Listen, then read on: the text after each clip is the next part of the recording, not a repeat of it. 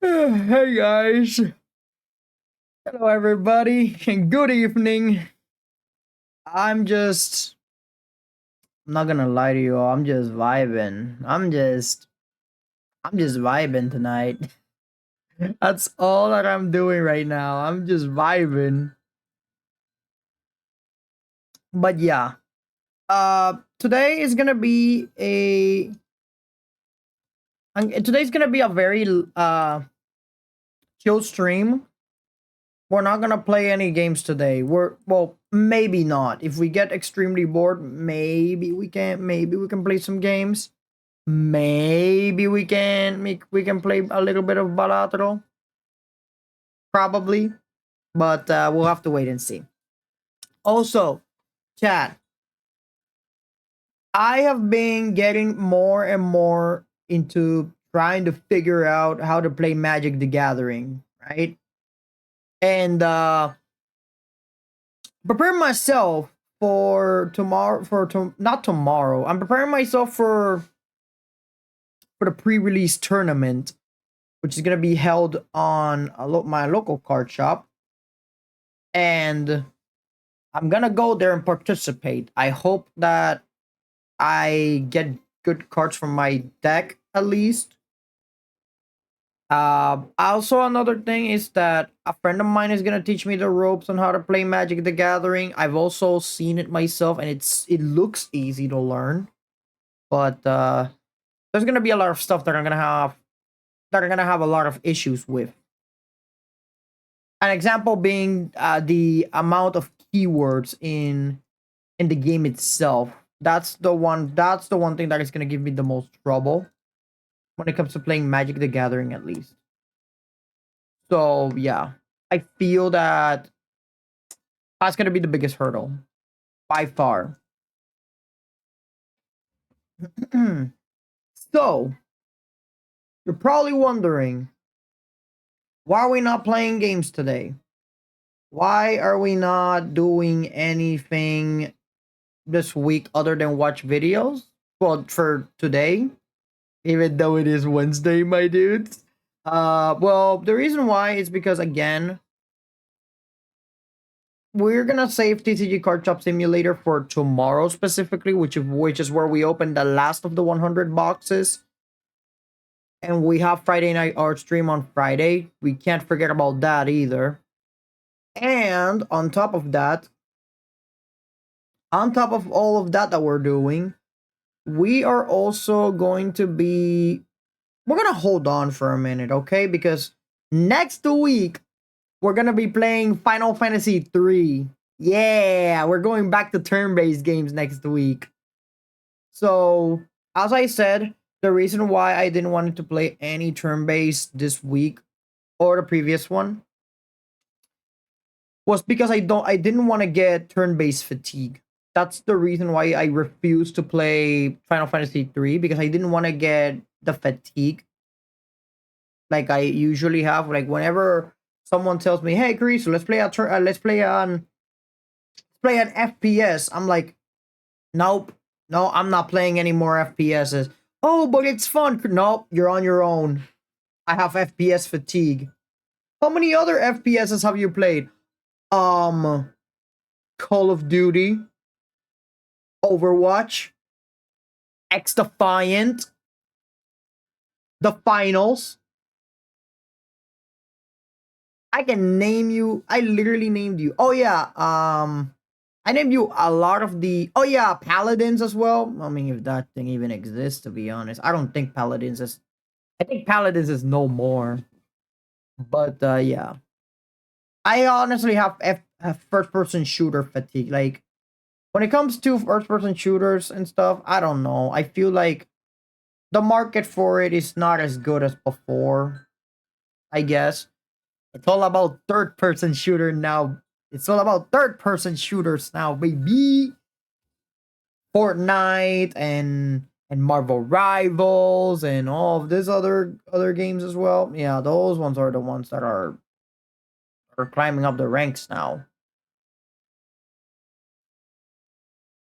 Even though people are often gaslit by saying they don't want turn-based RPGs. Counter argument: turn-based RPGs are based as fuck. I don't know why there's people that say, "Oh, you don't want a turn-based RPG for Final Fantasy." I'm like, brother, no motherfucker. Look what Claire Obscure Expedition 33 did. Claire Obscure Expedition 33 literally said, what if Final Fantasy was still turn-based to this day? Huh? Well, look at that. And the numbers don't lie. People want turn-based. People want Final Fantasy to return to its turn-based roots. But unfortunately, we ain't getting any of that shit. So, what we're going to be doing today, as I said, is we're going to be watching a crap ton of videos. We're going to do a tier list as well. And we are also going to be probably going to play a game or two. I'm not sure which one I'm going to be playing, but we're going to be playing a game or two. So let me go in my little corner right here and adjust the settings for you guys. Let me dim the lights for you guys. There we go.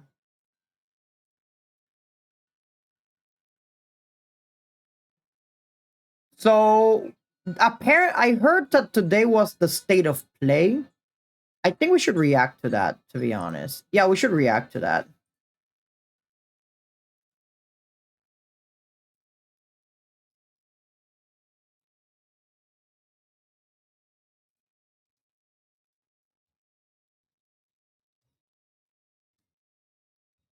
Give me 1 second. There we go. Had to change the title real quick.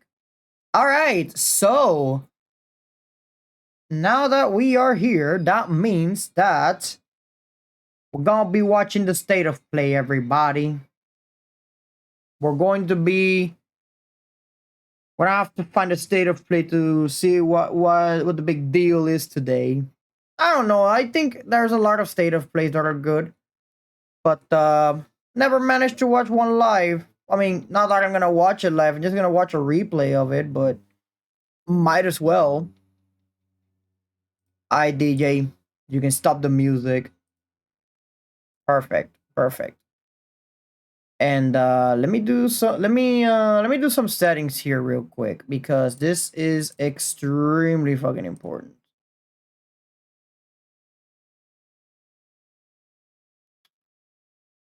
Okay, there we go. All right, chat. I'm gonna find the state of play and we're gonna react to it together. If it's even live. Oh my god, it's actually live. No, it was live 14 minutes ago. And it's an hour and 4 minutes. Let's fucking go. Yeah, let's watch that shit. Hold on. Oh, you gotta be shitting me. I gotta sign in for this shit? Bullshit! Ah, fucking A, dude.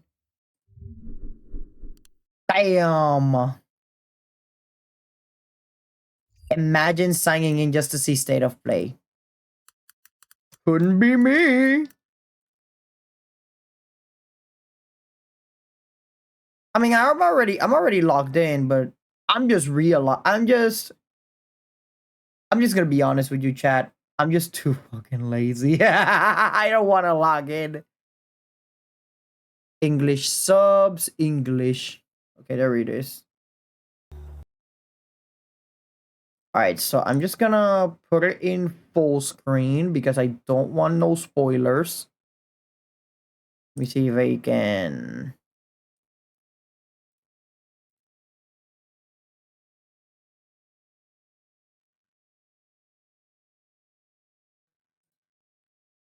Stop picking it up. It'll pick it up shortly. Do not worry, chat. That is a tier list that we're gonna be working with later today. This is what we're dealing with, chat. All right. Give me the highest fucking quality you can, and we're gonna watch that shit full screen. All right. Let's see what we got.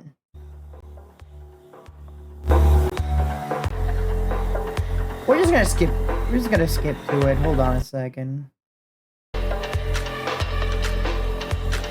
Alright. What do we got?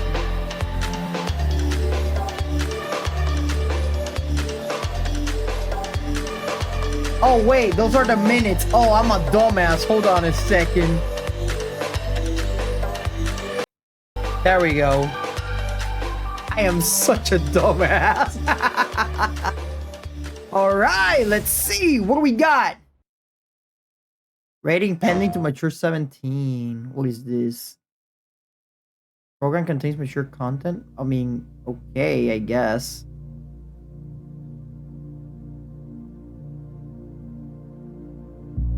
This is so exciting. What is this? This is how we starting. What is this?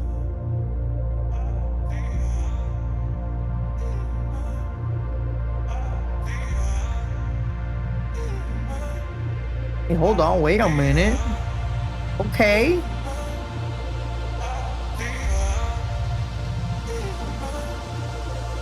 Okay, hold on. Wait, they cooking? Hold on.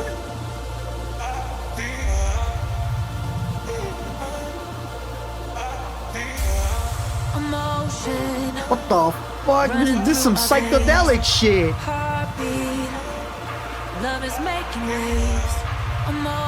Yeah, this is definitely some psychedelic shit. What is this? There's no way, right? What are we gonna? We're gonna get Tetris Effect 2? There's no way, right? Tetris Effect 2? That'd be funny. What is this? What the fuck am I looking at?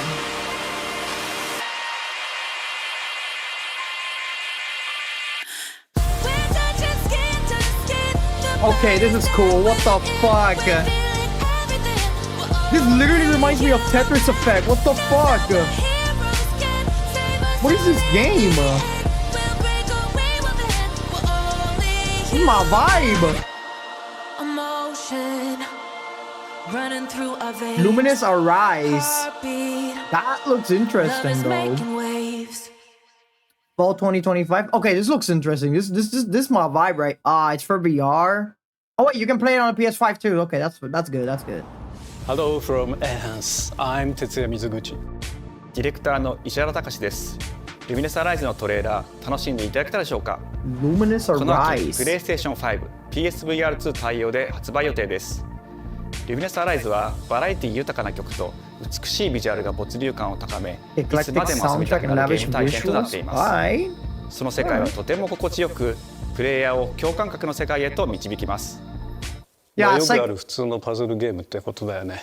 Yeah, right. That テトリ was スエフェクトを一度 typical. 遊んだことがある人はわかると思いますが、 Yes! ルミネスアライズは It was Tetris パズルゲ Effect. I ームでは knew あり it. ません。夏にシングルとマルチプレイの体験版を配信 No 予定 wonder it で looks す。 so ぜひ similar. 皆さん手に取って遊んでみてください。Thank you and enjoy the rest of State of Play. Thank you. Okay, so this is the rest of the State of Play. Okay, we already started with something. Wow. What comes after dreaming? Waking up. The future. Oh, It isn't just a dream. It's a promise. okay. One we're turning into reality. What am I looking at? With our third generation of Luna Filament Luna and Filaments? advanced generative AI, we're Don't talk to me reshaping about the line AI, between fucking dreams weirdo. and reality. We create life for our future. It's a game, isn't it? Looks like it. Delphi Corporation. Watch me take down this entire corporation just because I feel like it. Let's see about getting passed through to Earth. And why are these things trying to kill us? Oh, there it is. Well, somebody's suffering. There you are. All better. Oh, God. What is this? Oh, this is from Capcom. Okay. What is this? DI03367. What, you look like Megan? Hang on a second. You made a creep. Don't you have a name or something? I'm good. Get behind me. I think I can help. Use his powers too. Okay, that's pretty cool. Targets identified. Neutralizing threats. Neutralize us? This feels kind of like Looks like we're gonna have to fight a our little way bit through. like Dead Space. It's not, but you know. Bypassing first and second firewalls. Hooking control protocols. Initiating hack. Oh, you're on the moon. Pragmata.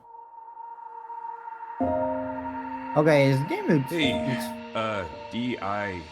I said I am DI. Okay.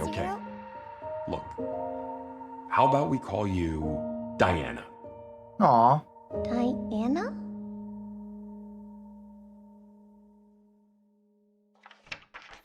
Very sorry. 2026, it's real. Okay, so the game comes out in 2026. And it's from Capcom. Okay. Oh, there it is. Even the cover looks cool. Pragmata. Okay, what is this? Hey, today is Saturday, which means Completely curry time. normal I household. love curry. Speaking of curry, apparently the current president is actually a humane. What does Oh that mean? god, this It's okay, I'll get it.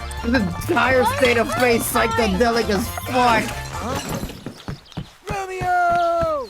Romeo! Stay with What me! the? You're gonna die!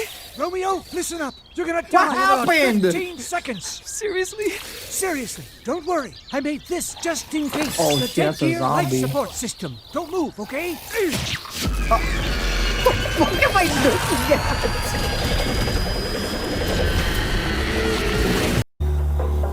Oh shit, I forgot. Every time I click a button now. Wow.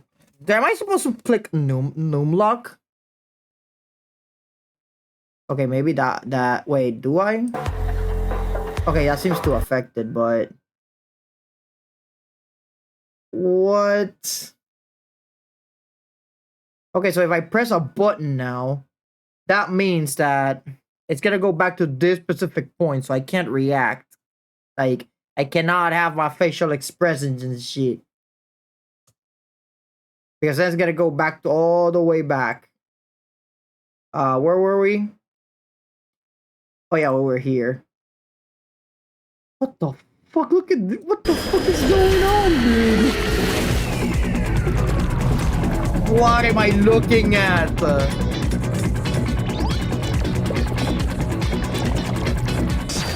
You're already half dead. From now on, you're half dead man.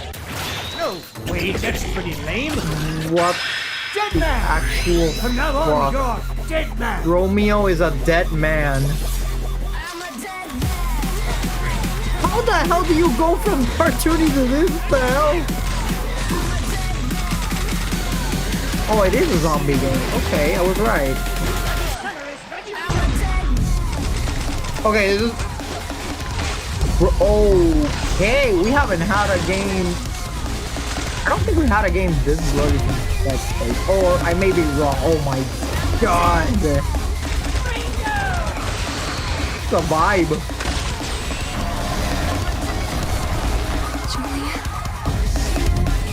Ultra violent science fiction. My god. How many art styles are in this game though? Romeo is a dead man. Coming 2026. Okay. Maybe. What do you mean, maybe? That was Grandpa's voice. Are you like a spirit? I'm on your back. What the What? fuck? Grasshopper Manufacturer. Created by Suda51 and Ren Yamazaki. 皆さんこんにちは。 Okay. グラスホッパーの役者の須田剛一です。いえ。皆さんトレーラーどうでした？グラスホッパーの久々の新作。 That was psychedelic Romeo as is a fuck dead man. too. いよいよ発表できました。このゲームはですね、主人公のロミオがロミオ・スターゲイザーという名前 Stargazer かっこいいでしょ。時空 A 犯 badass 罪 name. FBI 捜査官として、凶悪なですね指名手配犯をさまざまな時空に飛んで、倒していく、そんな、ブラッディなアクションゲームとなっています。そして今回はですね、剣だけじゃありません、銃も使えます。ストロングスタイルのアクションゲームとして、チーム一丸となって頑張って作ってます。Okay. そしてなんで、タイトルがですねロミオなのにデッドマンなのか、それは皆さんぜひ続報をお待ちください。Okay. プレイステーション30周年過ぎちゃいましたけど、おめでとうございます。それでは引き続きステートオブプレイをお楽しみください。 Fucking hype beast. Romeo is a dead man. What else we got on the state of play? Captured on PS5 Pro? What is this? サクコ、どこ行くの？こっち通るの珍しい Is ね。 this Fatal Frame? 今は誰かと喋りたくて。私も後から行くね。Oh, I don't like this. じゃあね。 I don't like this chat. 裏切り All 者。 else? Okay. Yep, there's the mood change.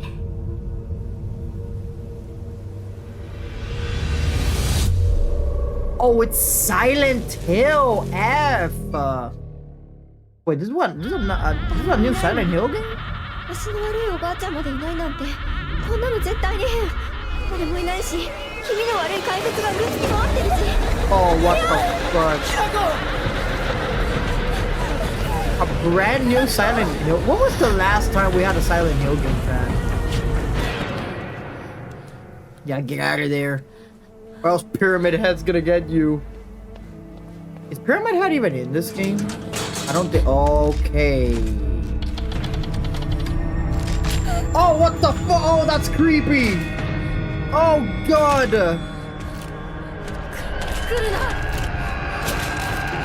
My God, that's creepy.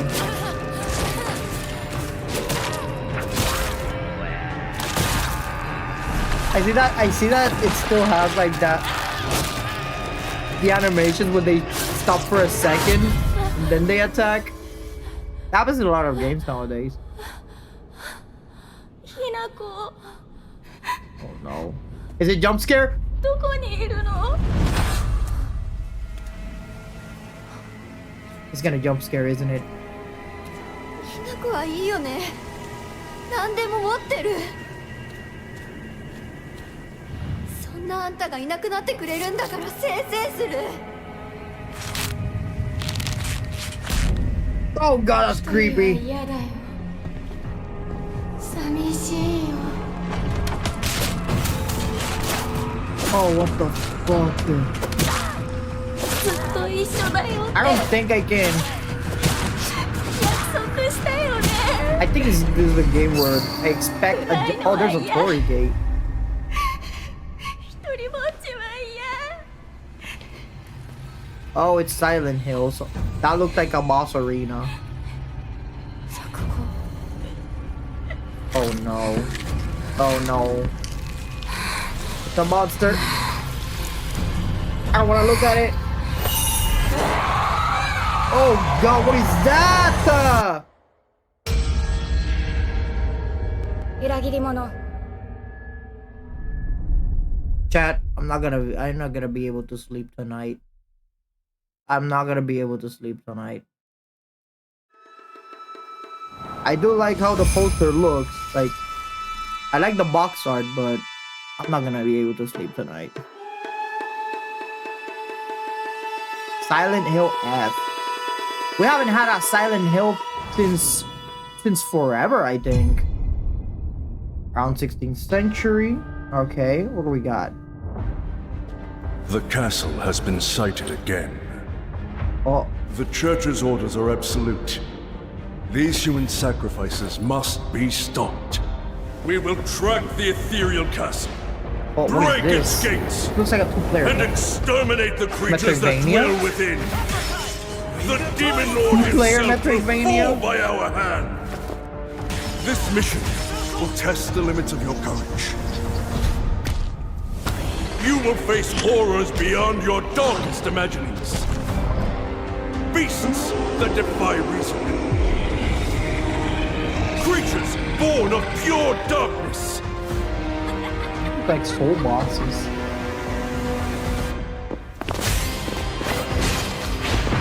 It is a Metroidvania, or at least it looks like it.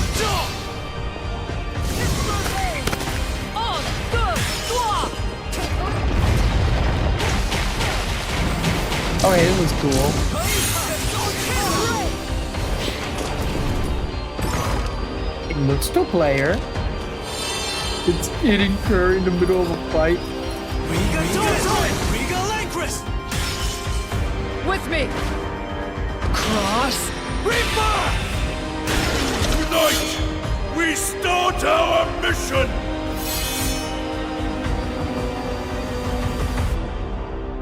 Castlevania. Till death destroys our castle walls. Oh, it's Bloodstain! The Scarlet Engagement. Also, it's a Bloodstain sequel.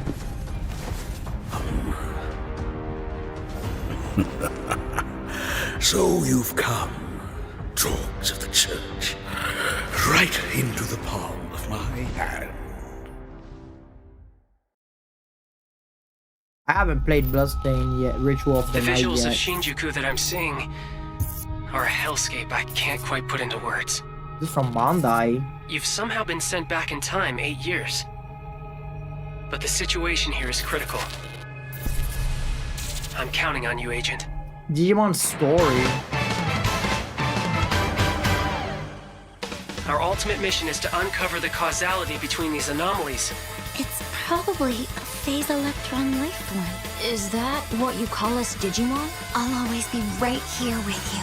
Who exactly are you working for? I remember you guys. Who or what is that? You really don't know anything about the digital world? We have been enemies for years now, but this is the first time the Titans have launched an attack on this scale. We now believe most of the anomalies we've been dealing with stem from Digimon. It seems the upcoming battle is truly unavoidable. The world on this end is running out of time.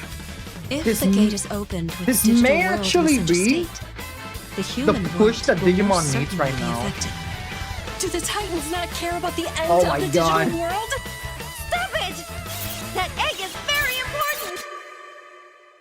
How many psychedelic games do we have to see? The world Oh, tree it's has fun. been attacked. It is just as the great one, Plutomon said. What happened to We must Digimon, protect the world bro? from them. For this purpose and this purpose alone were you born. If that thing opens, then we'll be swarmed by Digimon. Attack! Please, everyone, lend me your strength Everything's riding on to you. move forward into the We future. must fulfill our mission. Agent, What happened to Digimon, bro? Digimon kind of became edgier as time progressed. Digimon Story Time Stranger. Yeah, this is definitely the... Oh, Square. What do we got? Creative Studio 3. Final Fantasy... Oh. A sweeping epic returns told us never before. Abandon not your wayward children of Ivalice. Ivalice? Deliver us from our sins, that we might know Final salvation. Fantasy Tactics! If you feel wrong, Oh blame my God. yourself or the Father. Oh Why my do you god. fight? Why walk this path of subterfuge and Tactics. conflict? We have Final Fantasy Tactics again! It is our Let's duty. go! Fall upon your crown! This vile charade has gone on long enough. No way! It ends now. Oh, what? It is Final Fantasy Tactics! Do you The remember Evilist when your Chronicles? father showed us how to make a whistle of a blade of grass? How did they stray apart? Oh, wait. This is important. Hold on. Classic. The classic version unites the graphics and gameplay of the original with the renowned War of the Lions translation. Okay. Enhanced.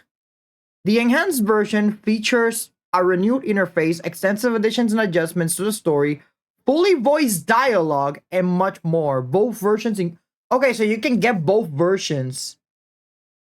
Oh, this is sick. We have Final Fantasy Tactics again. Let's go. Oh, you even have the ooh. Okay, this is cool. You now have as well the turn order in the left here. And you have much more visual information of your character. And it looks better too. And then here on the left, If you want the classic version, then you got the classic version, a more simplified classic version. Oh, this is sick, dude. Okay, when is this available? Okay, that is... Huh. Is it September? No, that's not... That's... Yeah, September 30th, 2025. Comes out this year. Chat, does that mean I have to add yet another turn-based to my list of turn-based games? Do I have to... Should I do it, chat? Uh-oh. It's fine. It's Final Fantasy. We get to see good old Ramsa again. Oh, I never thought I'd see the day, though. I thought this game was lost forever through time. Hi, everyone. I'm Sean Benson. And I'm Sid Schumann, here to deliver news and release dates for games coming to PS5 later this year. Okay. Do what you got. We hope you enjoyed that first look at Final Fantasy Tactics: The Evil East Chronicles. The game will include 2 versions of the original PlayStation Classic. The enhanced version, which features improved graphics, fully voiced dialogue, refined gameplay, and much more, as well as the classic version, which brings a faithful recreation of the 1997 original to modern consoles. Oh, even the music! Final Fantasy Tactics: The Evil East Chronicles launches on PS5 and PS4 September 30th, and will be available for pre-order I'm gonna later play today. Final Fantasy 14 right after this ends! Right This after next the game is stream something ends. really special. When I first played it, I laughed so hard I almost barfed. Let's check it out. My god. But is there going to be just toilet? Toilet? Yeah, I just need to pee. How badly? Normal. Bad. Just go behind this bush. I'll wait. I can run away. What the fuck am I looking at? Yeah, no, you don't want me watching. You can watch. Well, he's standing like in a baby penguin. steps, all you have to do Baby is steps. carefully place one foot in front of the other, which is easier said than Damn, done. boy! Main character Nate requires some pretty deliberate movement to make even the simplest progress. It's a captivating open-world experience filled with oddball characters. Here we go. Hold on. Oh, no. You found it even without a map. The best toilet on the mountain. Oh, good. My god. Definitely check this one out when it Baby comes to steps. PS5 on September 8th. They had to make him Alright, what is this? Hirogami is a unique action-adventure title from Bandai Namco Studios Singapore. Hirogami. In this journey to save It's your from origami Manga, too. home, you'll transform into paper shapes with distinct abilities, including a paper airplane, a nimble frog, Okay, this is party cool. armadillo, and a powerful ape.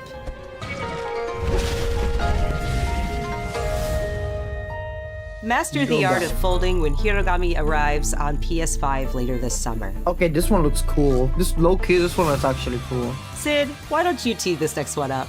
Thanks, Sean. The Hot Shots series has been with PlayStation from the very beginning, and its latest installment, Everybody's Golf Hot Shots, boasts its largest character roster ever. Compete in courses from 10 different regions around the world, each with weather effects and new nighttime variants. Pre-orders begin later today, and those who do will get Bandai Namco's iconic Pac-Man as an early unlockable character. You just get Pac-Man like that? You pre-order. Everybody's Golf Hot Shots drives onto PS5 September 5th.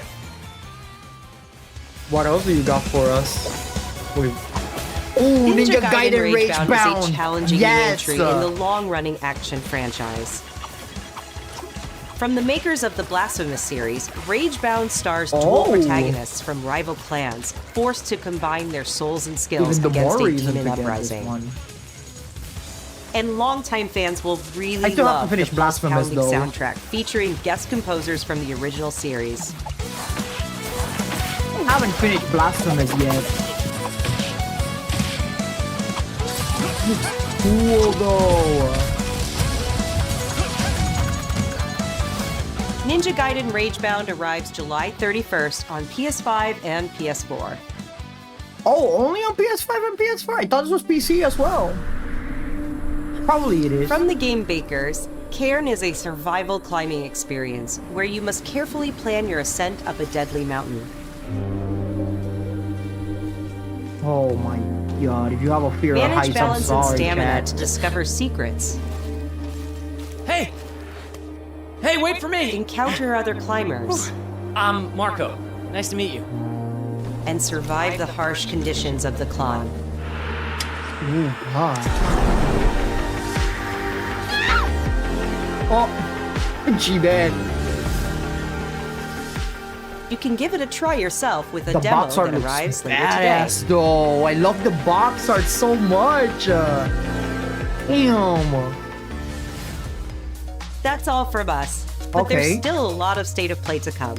Such This as? next reveal comes from the game preservationist at Digital Eclipse. Nothing can prepare you for their next collection, Okay. arriving later this year. Can you guys show us Bloodborne just so everyone can shut up about it? People were excited about it. New game The most collection. rewarding part of it is just seeing people react to it. From the developers of Street Fighter, Teenage Mutant Ninja, We knew that we 50. were onto something. Mortal Kombat. Okay, Digital It was Eclipse. such a shock to see this game. I was like, I can't believe this game exists. Play the games. Oh, whoa, wait a minute. How many are there? Wait, whoa. Go back. I want to see the games. How many games were they? It was such a shock to see this game. I was like, I can't believe this game exists. Play the games. Let's go. I can go back to play Mortal Kombat 4. Okay, chat. I'm gonna have to do a little bit of a confession here. My mom was the one who introduced me to Mortal Kombat, funnily enough. She had the PS1 and she had Mortal Kombat 4. And that's how I was introduced to the Mortal Kombat series. So you can play Mortal Kombat's 1 through 4 and more, it says. Okay. Classic Mortal Kombat that shocked It the became world. something that added to the mystique of Mortal Kombat brutality. Over 100 We're million showing games you sold. a part of a world that is much larger. Oh yeah, because all of this was filmed. The most complete collection ever. With the case, of course. A classic titles, including arcade, console, and handheld. Oh. Online play with There was no Robot Net. template to make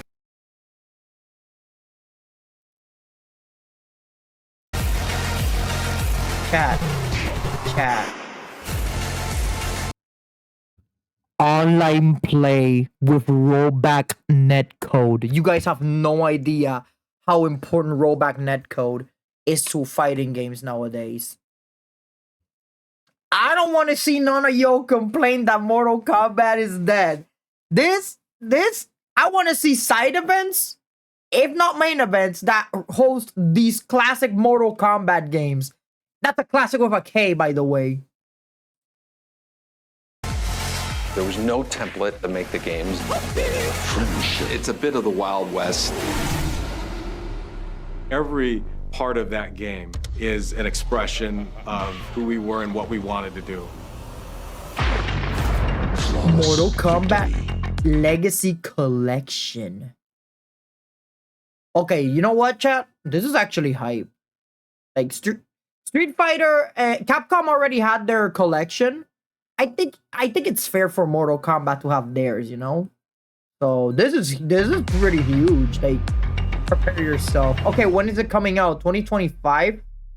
It comes out this year, but we don't know when. I still hope they don't come out. It doesn't come out the same day as Slay the Spire 2. I did hear that Slay the Spire 2 was coming this year. What is this? Oh, the fight stick!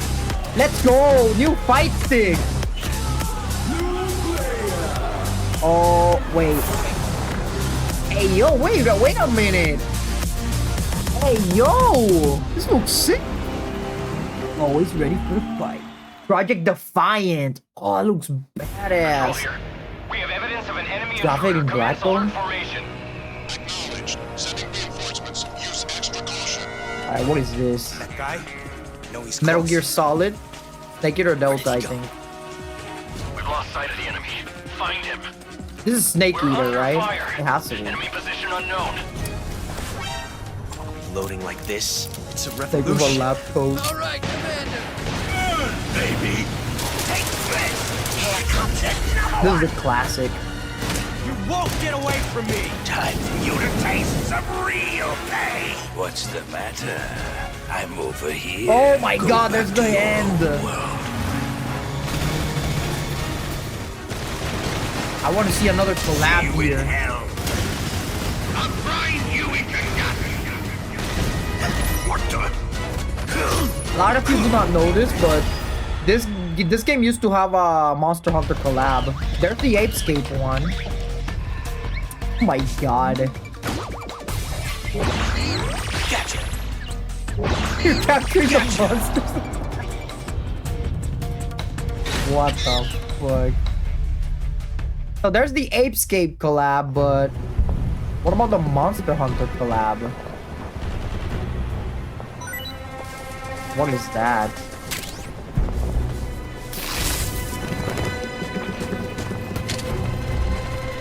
Is this multiplayer? And more. Are we gonna get... Spirit stones. What is this?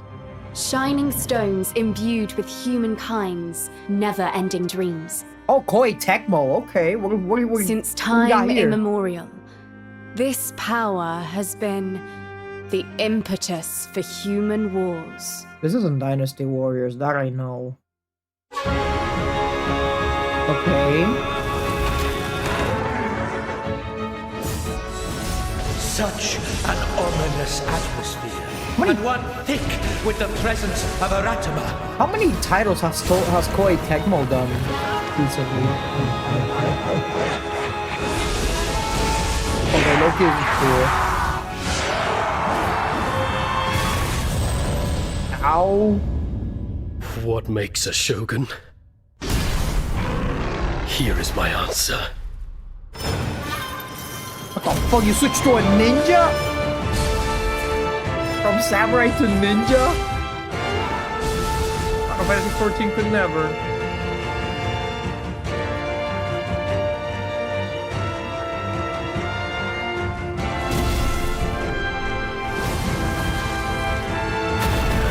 Oh shit! Oh, these designs look cool though. Foolish of you to have entered the depths of hell. Neo 3? I knew it looks familiar, but Neo 3? Just like that? We're getting the... Who might Okay. you be, warrior? Tokugawa. Takechio. I should play Neos 1 and 2. Yeah, I should definitely play those just to catch up. 皆さんこんにちは。チーム忍者の安田です。 Oh yeah, so 戦 that... 国死にゲーシリーズの最新作「ニオ3」をついに発表させていただきました。 Brother, I can 今 see 作のアクション that. はシリーズおなじみのサムライスタイルに加え、新たに忍者スタイルを追加、より多彩な戦闘を楽しめます。 ステージもオープンフィールドとなり、探索や攻略の自由度や没入感が大幅にアップしています。 Oh, 面白い。本日よりプレイステーション5で体験版も配信いたしますので、ぜひプレイしてご意見をいただければと思います。 Oh, there's a demo 2026年の already. 発売に向け、続報にもぜひご期待ください。 Dude, the box art. Okay, chat, I'm sorry if I'm pausing the video too much. This is something that I feel they should be added to the Game Awards. And I'm still shocked that they never do it for whatever reason. But for video games, there should be a category for best box art. Like, okay, I get it. The people who make the game are cool and all. The people who do the music for the game. But what about the people who do the art for the box? Like, what about the people who compose everything for the game itself? You know, the box art. I feel like that shit should be important for games nowadays. So I feel like there should be a best box art category in the Game Awards. I'm still baffled that no award has done that category yet.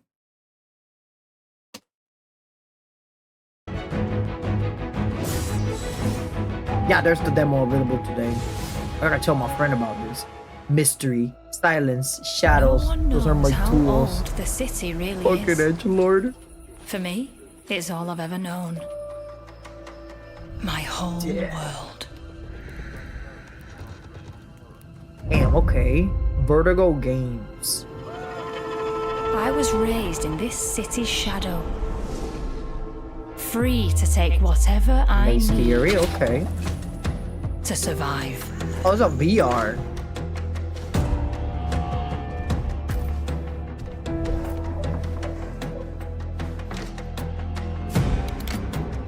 You're a thief, pretty much? In collaboration with Eidos Montreal. This city hides many lost and legendary treasures. Locked Oh, this is away, fully a VR. waiting to be found. Waiting to be taken. Okay, this is badass, I'm not gonna lie. If only I had a treasures. VR. Come with more trouble than others.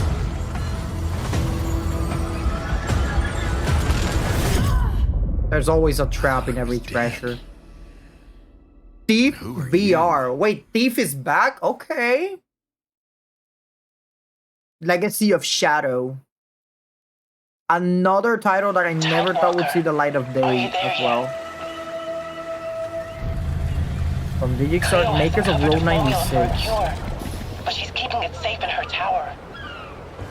Hey, you got some hosen? Nah, I don't got the good stuff, I'm sorry. Heard from the cabin with another Tidewalker. Oh, what? Damn it. It's gone. Someone beat us to it. The Guy 589, a multiplayer story. Ever since the Great Flood, Elend, my dear planet, has been dying. Plastemia has taken everything from us. But you Tidewalkers are all connected. Hey, you! Stop right there! And it's up to you now to use that power. What is this? Choose who you follow. You uncover their choices. Marauders! This is our new recruit! Monster Man, deal with their consequences. Please, help me. Shape their story. Also, you can choose which. Tidewalkers. Will you help us? Let's do this. Why would I? Just be an a-hole. Oh god, what is that? Eyes of Tomorrow. That looks suspiciously similar to the Assassin's Creed logo. Tides of Tomorrow. Hi, I'm Nicolas Doucet, the game director of Astrobot. It's a pleasure to be back today to share more news with you. You're the director of For the last few Astrobot. months, it has been in the world of Astro. Astrobot launched last September to such encouraging feedback, even receiving a few orders we are truly grateful for. In October, we added 5 speedrun levels, followed by a Christmas special packed with festive surprises. And then earlier this year, the Vicious Void Galaxy made its appearance, adding yet more new challenging levels, all of which came at no additional cost. And today, I am pleased to announce that later this month, you will be able to enjoy 5 brand new challenge levels in Astrobot, bringing the total to a whopping 90 planets. Oh. New special bots will be there too, including Atsu from Ghost of Yotei, alongside other fans' favorites, but these ones are a surprise. And finally, the Astrobot DualSense wireless controller will return later this year. Okay, with a slight that's twist. that's So cute. be on the lookout That's a for cute more news controller. coming soon. From Oh, all of yeah. us at Team Asobi, thank you all for the amazing reception you gave our game, and enjoy the rest of the show. They won an award last year and they keep delivering. That's how you know that a company that's how you know they care about their game. Memories go, memories fade. The all blurred. What the fuck? Sea of Remnants?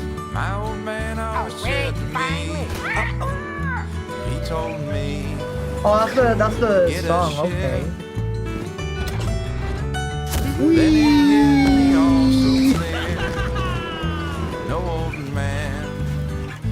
Alright, what else we got? I'm still so hyped for Final Fantasy Tactics. Holy shit. Another one to add to the collection. Beat his ass. Oh no. Don't show me gambling. This is chilling.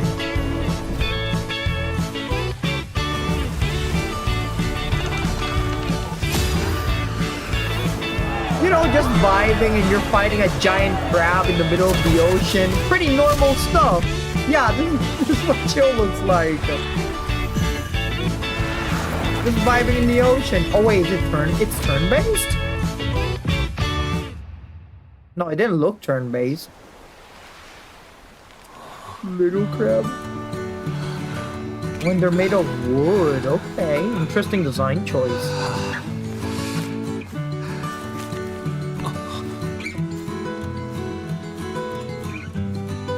The woody textures on the characters remind me of that one movie, Book of Life. Yeah, that's what it reminds me of. What's the name of the game? Show me.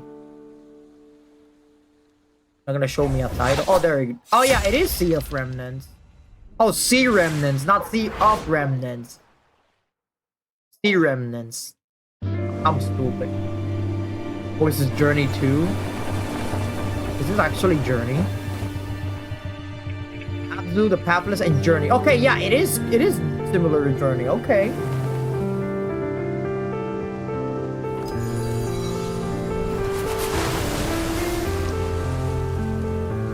This is peaceful. You're surfing everywhere pretty much. Giant Squid presents.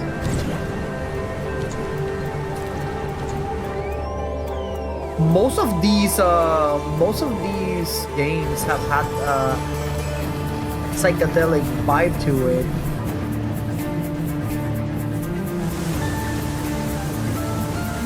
This is cool, you're surfing pretty much everywhere. And you're even snowboarding too. Whee! Even wall surfing.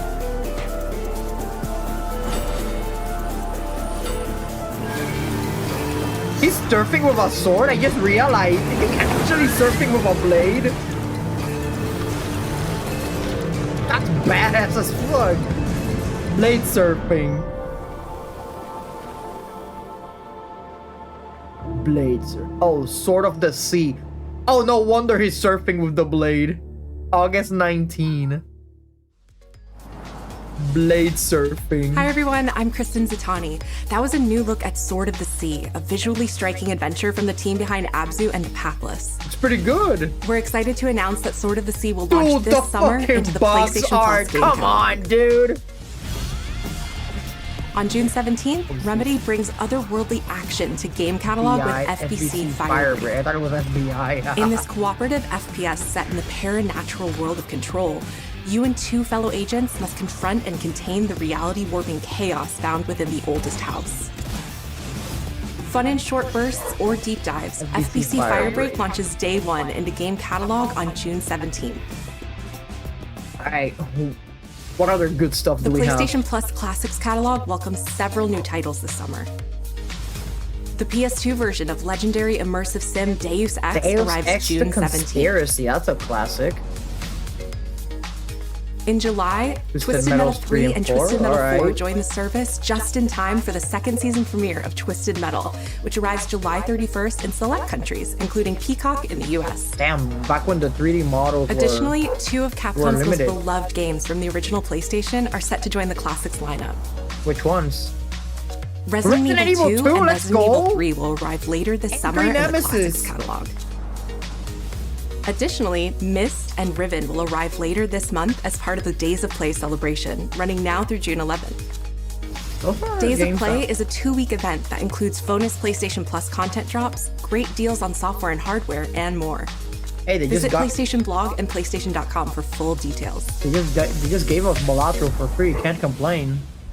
His parents cut their own rope to save him. He watched them fall, then found his way off that mountain. He was 11 years old.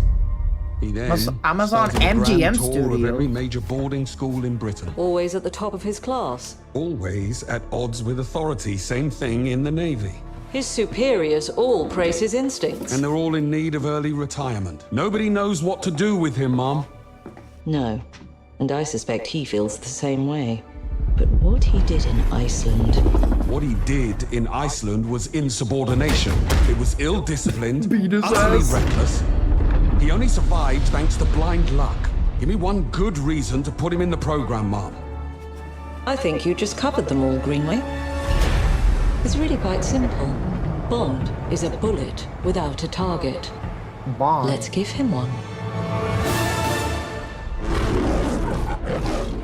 What the fuck? Do you have an appointment? The name's Bond. James Bond. He's with me. And you are? Don't think we've had the pleasure. 007. Now let's not get ahead of ourselves, James.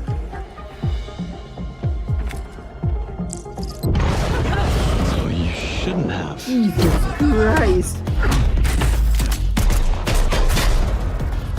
We're facing a situation of the utmost delicacy. I need all my pieces on the board. 009 is a master manipulator. Whatever the endgame is, we won't see it coming.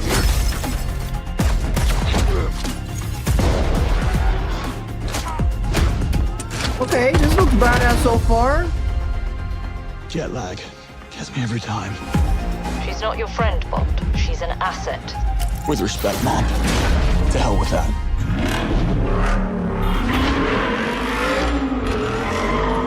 Has a Hitman vibe to it too.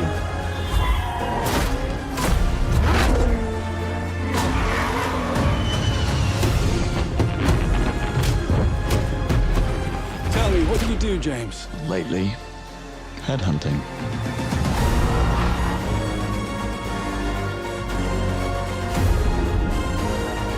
Always with the sunglasses.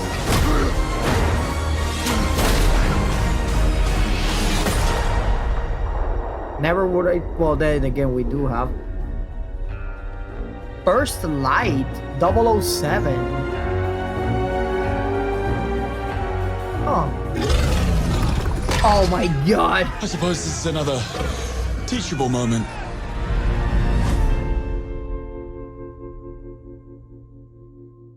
Another game. What is this? Wait. Gilded Wraith weapon skin. On-duty outfit skin. They gave you a golden gun just like that. That's funny.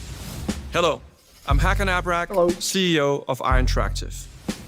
The team is thrilled to announce 007 First Light. You'll experience James Bond as a young air crewman in the Royal Navy. Before the tuxedo and the martinis, as he first steps into the world of espionage, striving to earn his 00 status.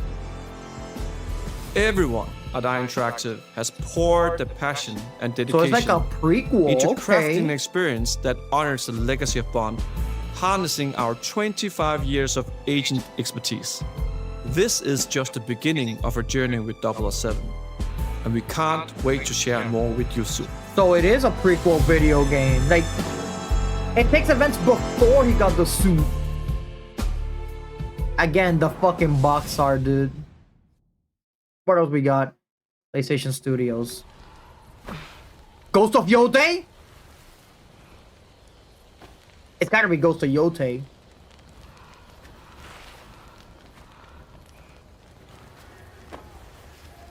It is Ghost of Yotei. I know because of the yeah, it is Ghost of Yotei. Oh shit, we actually got gameplay. Hold on. You're still with me?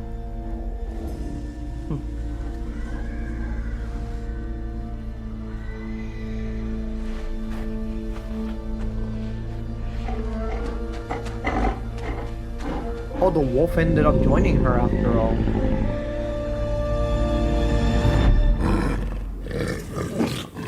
Oh god, those... Oh yeah, that wolf wants blood. You can tell. Ghost of Yoto. Okay, that's badass. What the fuck? Gameplay dip dive coming into. God, come on!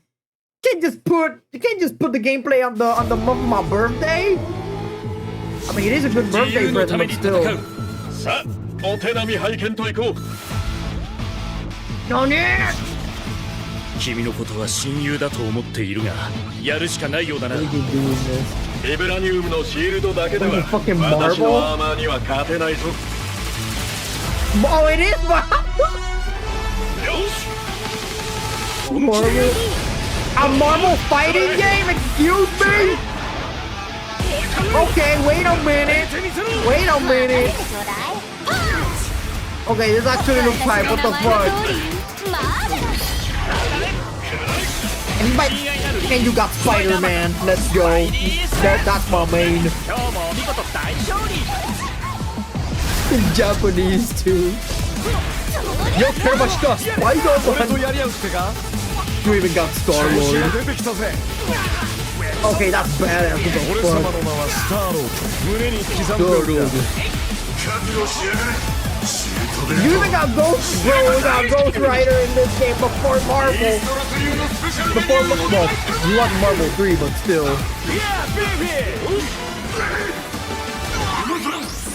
We even got. Please don't do the foot dive. Damn. He's gonna do it, isn't he? You haven't done it yet. Okay, he's not doing it. That's a relief. Damn.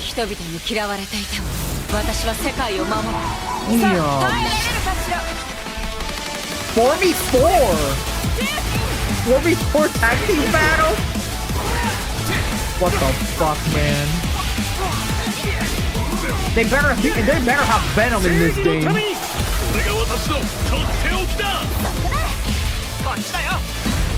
My god. Civilians would have to be losing shit right now.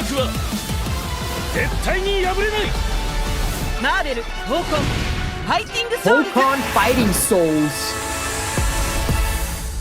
Coming 2026. Well, everybody, we got a new Marvel. It's Marvel, baby. Not Marvel vs. Capcom, but hey, it's the closest thing we'll have to it. What happened? What the fuck? What did I miss? What the fuck?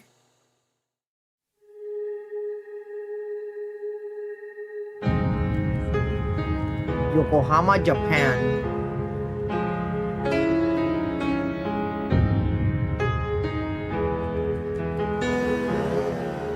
Okay. Is this theプレイステーションの友人から急になんか飲みに行こうぜっていう連絡が来て、なんのこっちゃと思って、予定合わせて行ったんですけど、ちょっと飲んでる中で実はアクの方でマーベルの格闘ゲームを作ってみないかというような提案をいただきまして。面白い。いや本当に聞いた時はびっくりしましたね。で、世界的に本当に有名な IP ですし、光栄だなと思いつつも、まず本当にうちの会社で大丈夫かなという不安もあり。Of course you can. You ain't guilty here. Of course you can. That's true. Holy shit. The inspiration for working on this project really came from a place of pure fandom and wanting to say, why isn't PlayStation in this space? So PlayStation approached us with this vision to bring Marvel back to the forefront of the tag fighting genre. And that got us really excited because we had worked with them before on successful stuff like the Marvel Spider-Man franchise with Insomniac. When it came to approaching Marvel, you have to kind of first float the idea and let them know, hey, we're thinking about approaching a company like Arc System Works to make a fighting game. We'd love to partner with you to do this really great collaboration. Would you be interested? When they named the developer, that really perked up our ears. It's always refreshing to work with a team that will take on the challenge of tackling Marvel, putting their own spin on it, and then just uppercutting that challenge into the stratosphere. And that's what you get with this team. I mean, they couldn't make something boring if they tried. 社長からも本当に作れるんだったら、ぜひやりたいねってことを言われました。まあ話を受けてしまった以上、これは私がプロデューサーなのかなっていうところで。The tricky thing is that most fans, including myself, see this as a sacred genre for Marvel. The tough part is finding a partner that's crazy enough to take on the task, because you either do something like this big and bold, or you don't do it at all. I feel like I have a good grasp on their art style and how they would approach certain IPs. You come in with your kind of own expectations of, here's what I would expect to see from Arc System Works when they take on a Marvel IP. And what came up was something that went beyond that. The only bad thing is the learning curve of the game. That's the only bad thing. 一番最初にマーベルさんに提出した時は、なんとなくマイケルさんの反応はあんまり芳しくなかった印象があって、まあ何がまずいのかなっていろいろこうやっぱり直接話していくうちに、もっとアークのやりたいマーベルを見せてくれというような話をいただいたことがあって。I remember personally the first time I saw Iron Man was really when I felt we had something special. なので今回のアイアンマンのデザインを皆さんご覧いただければ分かると思うんですけども、かなりこう日本らしいアークシステムワークスらしいデザインっていうのが、出ているかなと思うので、マーベルの皆さんの反応がすこぶるよくて、あ、これなんだみたいないう感じで。Iron Man is supposed to be the sleek fighter jet, think luxury race car mixed with a brick house, and the fact that they added anime skins in Marvel Rivals at least as well. At home. One of the mantras that we have for this project is from Japan to the world, and really trying to take not just the IP but gameplay mechanics and say, what can we really take from Japan, the creators that are doing awesome work here, and bring that to the global platform. まあ特別なところいっぱいあるんですけど、まあ本当にやっぱり強調すべきは、格闘ゲームのチームバトルの中では4対4というのがまず本当に意欲的で挑戦的なところだというところと、 When Arc looks at these Marvel characters, it's not simply just the visuals, it's also the gameplay mechanics and adding in that, what is that pop? What is going to be something that's different? Up until now, you've seen tag fighters that have 2v2, 3v3. We felt like we just had to go 4v4. And in doing so, we found a lot of unique and fun ways to change up the gameplay that I think players are going to be very excited to see. 4v4 is going to be extremely chaotic. 今回4対4という革新的なところにチャレンジしている中で、4キャラクター練習しないと勝てないんじゃないのとか、安心してください。Learning 4 characters is extremely daunting, but the team at Arc System Works has found a way to design a system that adapts to your playstyle. So you can either duke it out as just the leader and 3 assists, or you can tag in your assists to swap the leader and change the matchup on the fly. Oh, I don't think a lot of people thought this day would be here, would come. You know, this has just been an awesome journey, and I'm excited that we get to be able to share it with all the fans out there. I'll tell you right now, a lot of fighting games, they never get to experience this level of production, and it's just a dream to even be working with these two great partners. それは決してビジネスという枠組みではなくて、それぞれの強い思いの中でこのタイトルを成功させよう、いいゲームにしてファンに届けようと。The 3 companies have come together to do this, and I think we really are going to make something magical here. このタイトルですね、まだまだ開発途中ではありますが、続々とキャラクターも発表していきたいと思いますし、キャラクター以外のコンテンツというところも今後いろいろ出ていくと思います。今しばらく楽しみにお待ちいただければなと思います。Stay tuned.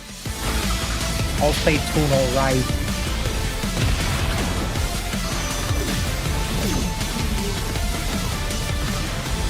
Maximilian dude has to be losing his shit right now. Marvel Tokong. You're still with me? No. Okay. Wait, is that the end of the state of play? Oh, I think that's the end. It seems the upcoming battle is truly unavoidable. Yeah, that is the end of State of Play. Ultra-violent science fiction. You know what? This was a really good State of Play. Lots of good games announced. Final Fantasy Tactics is back. such a lot of good stuff in there.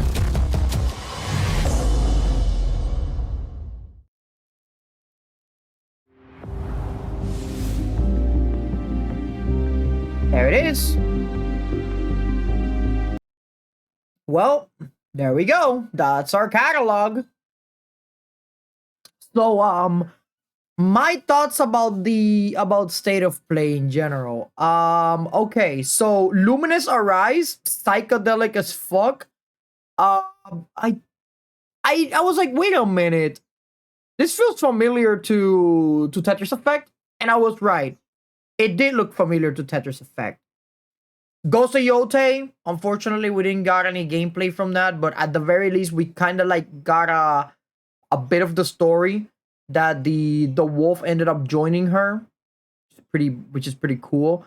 Romeo is a dead man. I don't know. I don't know what this game is about, but all right, we'll just have to find out and see. Neo 3. I have to play the previous 2 Neos to understand what the hell is going on and how the hell is Neo. You know, how the hell did the story went all the way to this?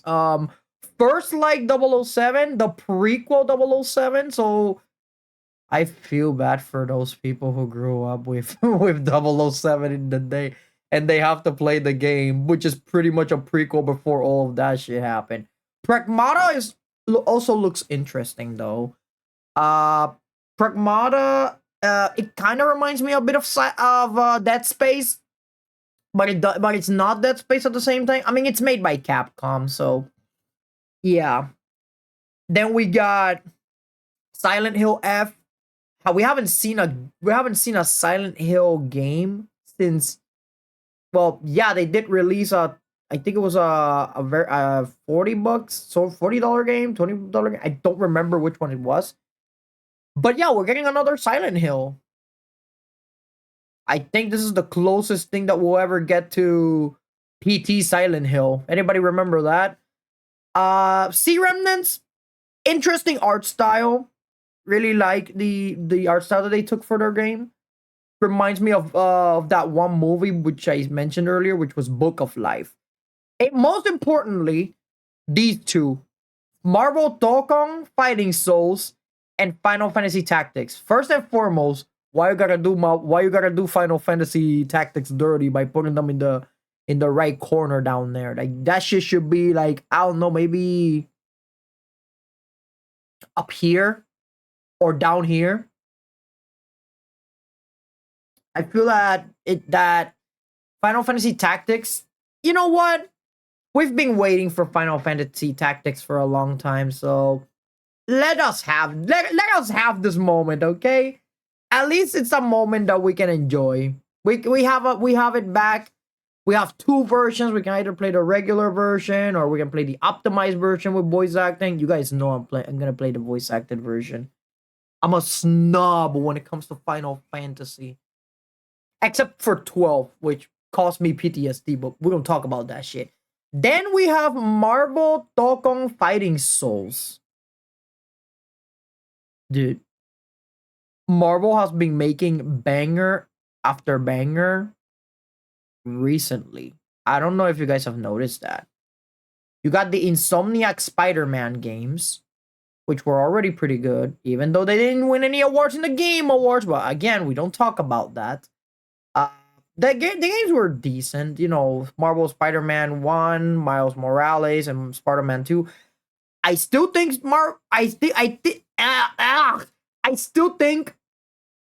Spider-Man 2 should have been a 2-player game where one player plays as Peter and the other player plays as Miles. But hey, missed opportunity, I guess. So we had Spider-Man. We also have Marvel Rivals, which you guys have already known. It's being making a lot of, it's being extremely huge nowadays, especially, you know, replacing Overwatch pretty much. And now we have Dokkan Fighting Souls, made by ArtSys, by the way, the makers of Guilty Gear and Dragon Ball Fighters and DNF Duel. But yeah, jokes aside, Dokkan Fighting Souls looks extremely interesting. The only gripe that I have with fighting games is the fact that fighting games have a steep learning curve to them. So you're gonna have to learn a bunch of stuff before a fighting game. Like you're gonna have to learn all of these controls and shit. Like, what I mean is, we're probably not gonna have an equivalent to modern controls from Street Fighter 6, which is a bit of a bummer. So, but I would say that simplified, a way to simplify the controllers for the players would be nice, especially in a fighting game as huge as this one. But if they want to stick to the roots of Guilty Gear, I understand. You know, it is their brand and it is their choice. But I feel that when it comes to accessibility, I feel that it can sell a lot more copies, in my opinion. But because this game is interesting, I want to play this. I want to play this. I really want to play this. I'm maining Spider-Man and you all can't tell me shit. But oh yeah, there's also another thing that is not here. That's the Mortal Kombat collection, the Legacy collection. I feel that the Legacy collection should have been somewhere around here, because it is a Legacy collection, and a lot of people like those things a lot. So it is a bit of a crime that they didn't include the collection anywhere over here, which, again, I get it, but come on, dude. It's Mortal Kombat. At least I can play Mortal Kombat 4 again, which is the game that my mom introduced me to. Like, the first Mortal Kombat I ever played was Mortal Kombat 4. But yeah, the state of play was very, very interesting. I actually enjoyed it. TLDR, the games I'm waiting. Final Fantasy Tactics, obviously. Dokkan Fighting Souls is interesting. I want to try it out. Luminous Arise looks psychedelic as fuck. I want to try it. And Ghost of Yotei, cannot play it on PC, unfortunately, but hey, at least I can enjoy it on my free time on my PS5. Can't complain there. So yeah. I feel that yeah, this is pretty good. The entirety of the state of play was pretty good. I have little to no complaints whatsoever. The only complaint that I have is Final Fantasy being in the lower right, where people can barely see it at the entire recap. But besides that, the state of play is cool. Alright, chat. That is the entirety of the state of play. Let's go. Pretty good so far. Pretty fucking good. Let me go back to my channel to put some music for you guys. There we go. All right, so we're back here, and we're not done with the stream yet.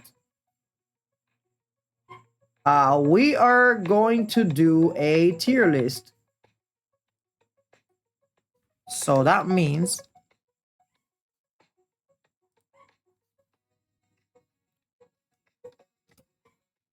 one second.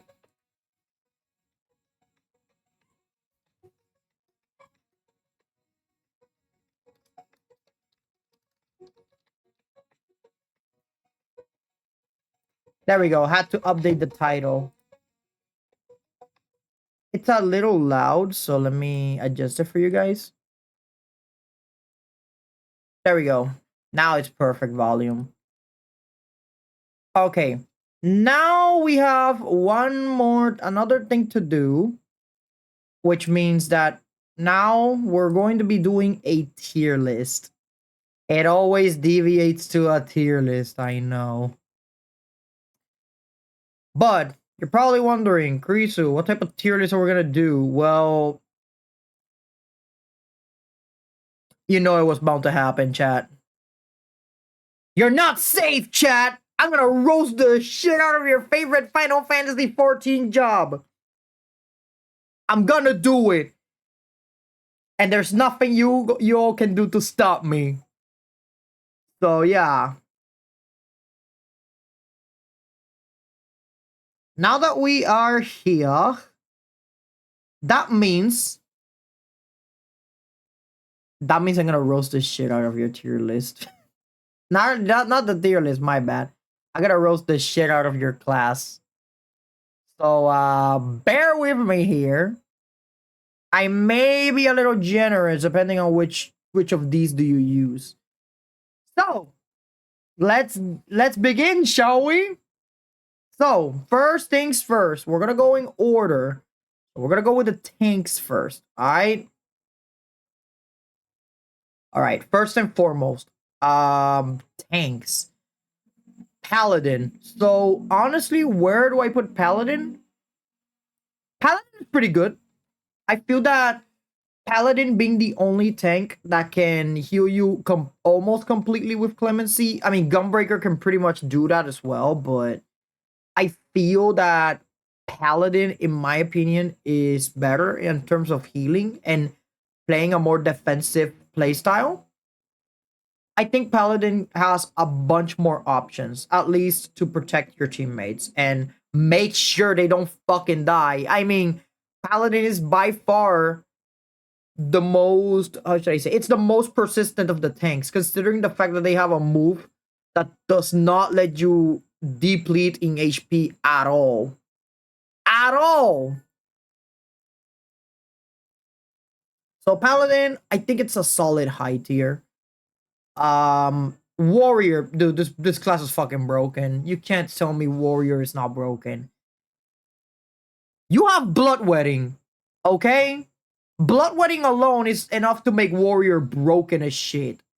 So that is the reason why Warrior is... Oh yeah, and compared to the other tanks, Warrior does the most amount of damage as well. So not only are they the most aggressive tanks, but the fact that they are literally the definition of too angry to die. Yeah, I feel that should already be a reason as to why they should be, in my opinion, God tier. They're the best tank. They're literally just the best tank. Next up, Dark Knight. Listen, guys. I love my edgelords. I love my edgy as fuck Dark Knight class. I love how I like the brooding protagonist with the fucking greatsword. But I'm so sorry, guys. Dark Knight is kind of mid. How they massacred my boy in Dawntrail. The thing is, Dark Knight doesn't have like, okay, sure, Dark Knight can take a few hits like Paladin and all that stuff. And the problem with Dark Knight, it's that, in my opinion, right now, it has an identity crisis. It's trying to be Warrior and Paladin at the same time, but he's not him, you know? He's not him. I still love their armor. I still love Dark Knight aesthetic, especially with the fucking greatsword. But right now, gameplay-wise, I think Dark Knight is just... it's in an awkward spot. I even feel bad for them at some point. And I love Dark Knight, mind you. Dark Knight, in my opinion, is one of my favorite classes, too. Gunbreaker. Gunbreaker, better than Paladin, because I feel that when it comes to tanking, Gunbreaker is not as unbelievably broken as Warrior, but it's not as weak as Dark Knight currently. I feel Gunbreaker it's perfectly balanced, if you will. So if you see these ones right now, this is offensive, defensive, utility, I guess, and this is like a combination of all three. Gunbreaker is what Dark Knight is trying to do, but does it right. Good damage. The mechanic itself with the bullet shells is also fun, which is a reason why Gunbreaker is still being used in high-end raids to this day. You can also heal, not as much as Paladin, but it does provide also a lot of defensive options. Heart of Conundrum is just... it's just broken. It's just absolutely fucking broken.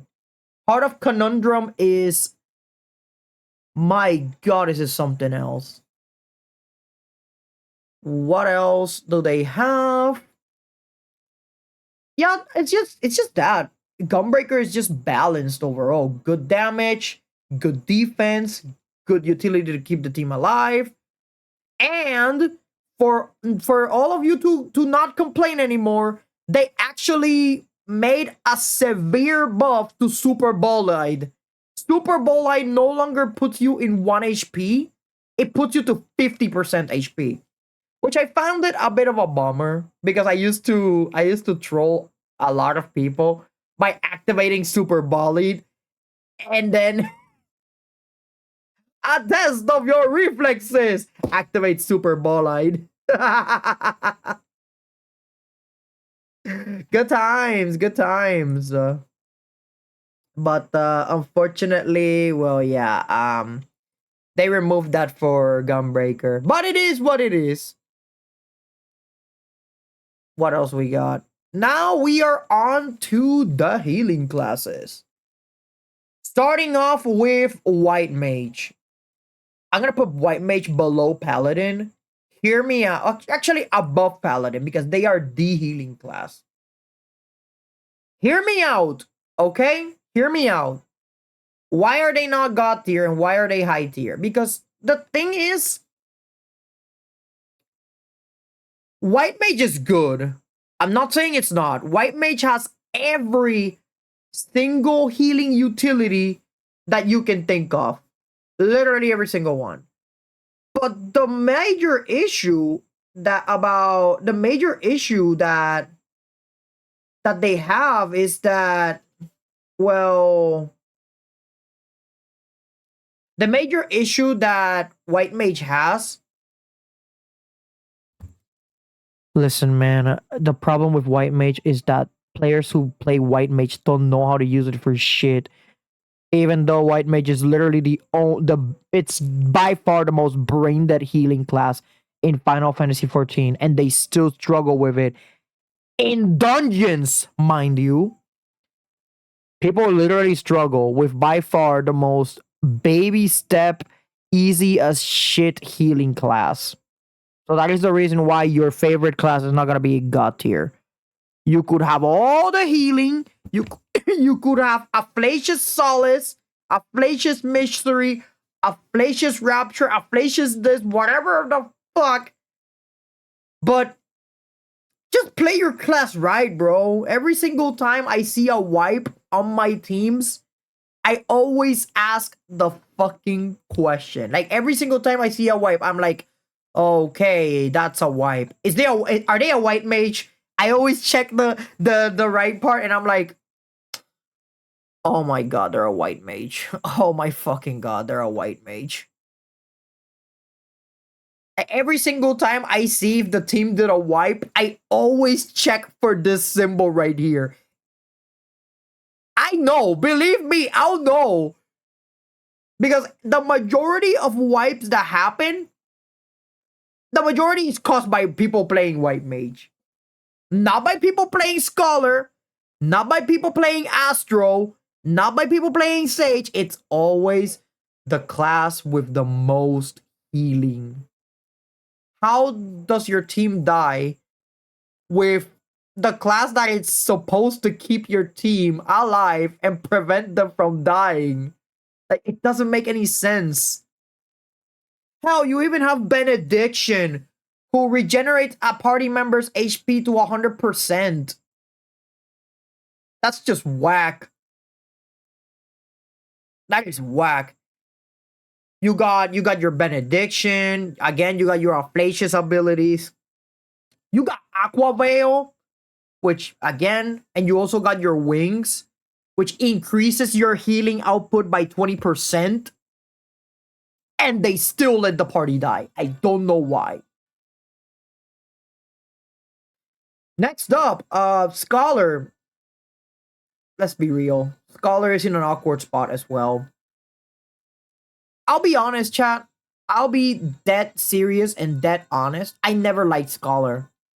I never did. I feel that, to me, Scholar is just... yeah. I don't know.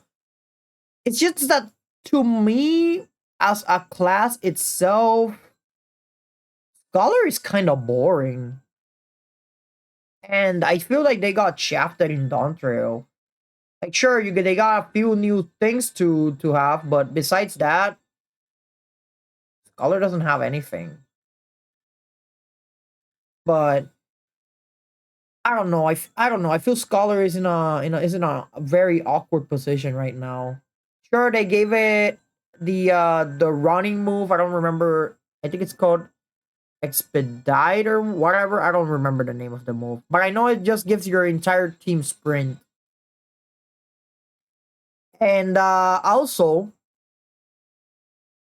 yeah, I got nothing else to say about Scholar. It's just it's I feel it. I played every single class, by the way.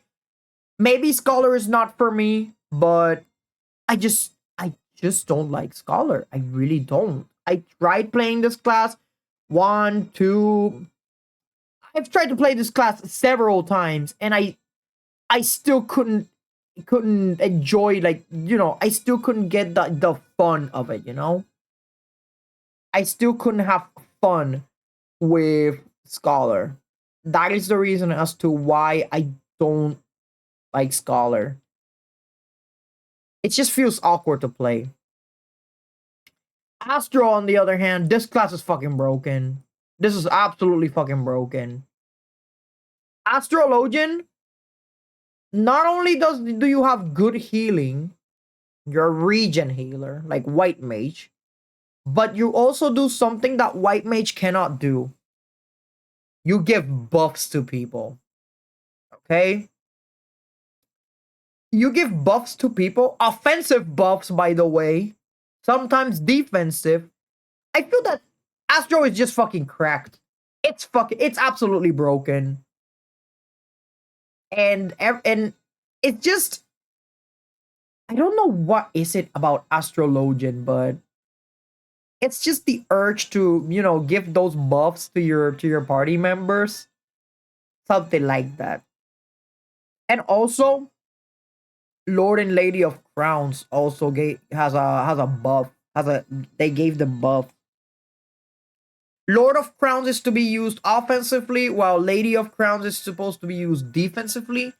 And you also got other broken stuff, like Macrocosmos, for example. So yeah, that's why I think that Astrologian is 100 times superior than White Mage in every way. Sage is just fun. I love playing Sage. Sage is one of my favorite barrier healer because I couldn't get the fun out of Scholar. So I rather play Sage instead. Honestly speaking, I love what they did with Sage. It's just, again, it's so fun. The fact that you do damage as a Sage, and you're also curing the person that you're attached to, pretty much the one that you gave the buff to. It's a fun mechanic too. I feel Sage, it's just, again, it's just fun.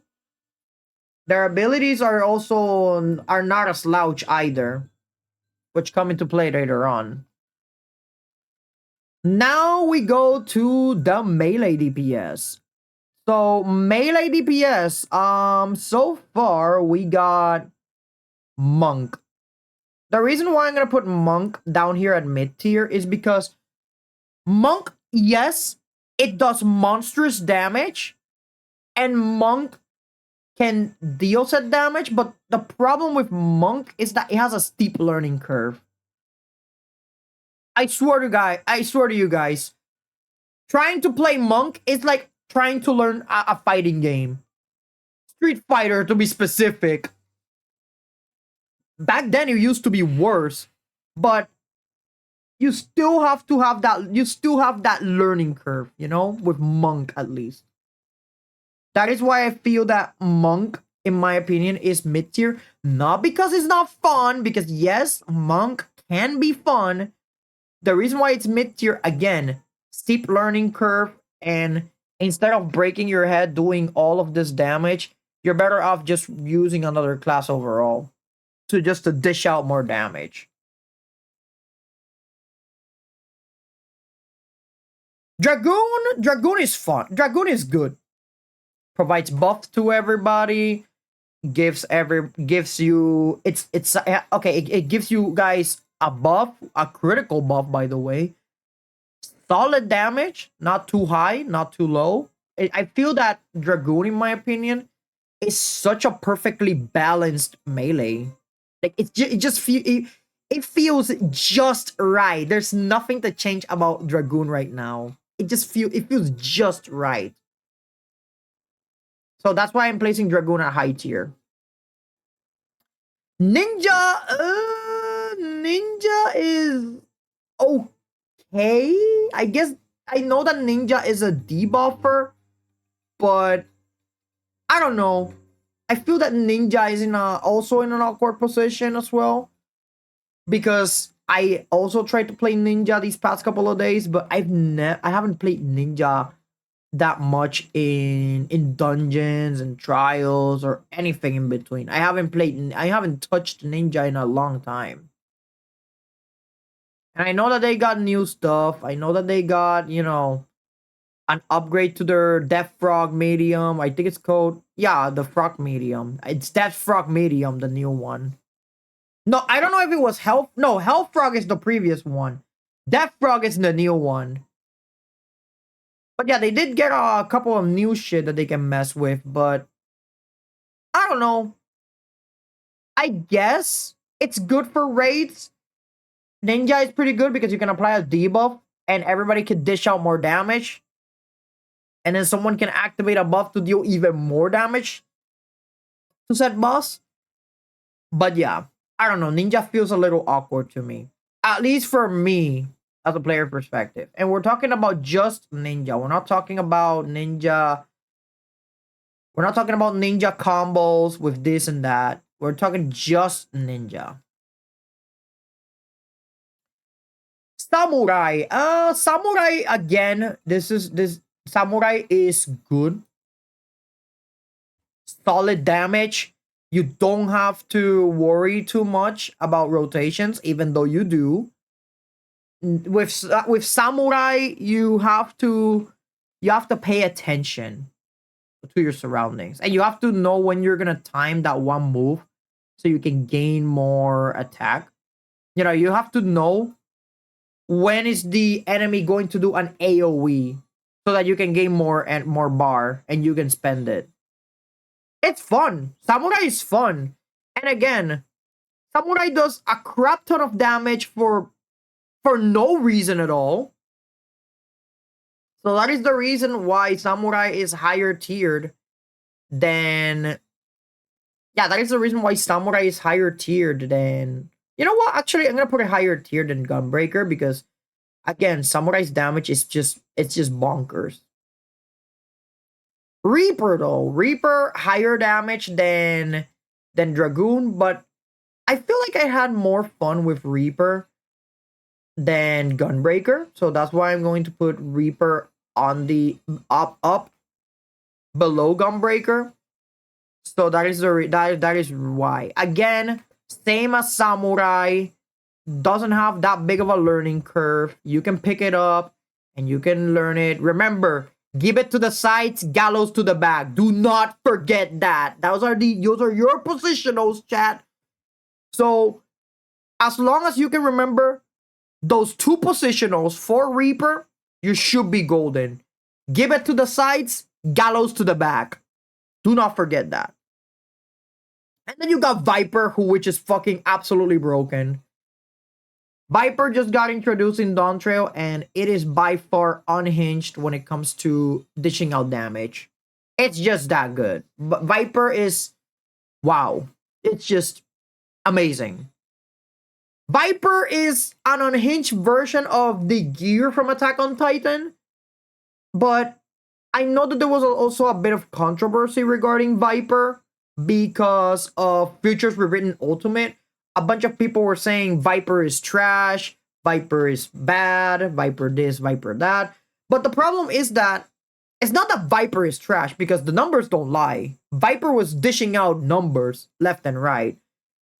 The reason why people were saying that Viper was bad was because the fight itself was not in Viper's favor. Maybe there were positionals that you had to do, maybe there were mechanics that you had to dodge, which is the reason as to why Viper could not show its full display of potential. Because I still advocate to this day, and I think that Viper is the most broken DPS right now. They always make a new broken DPS. Next, we got range classes. Starting with Bard. I'm sorry, guys. I love Bard.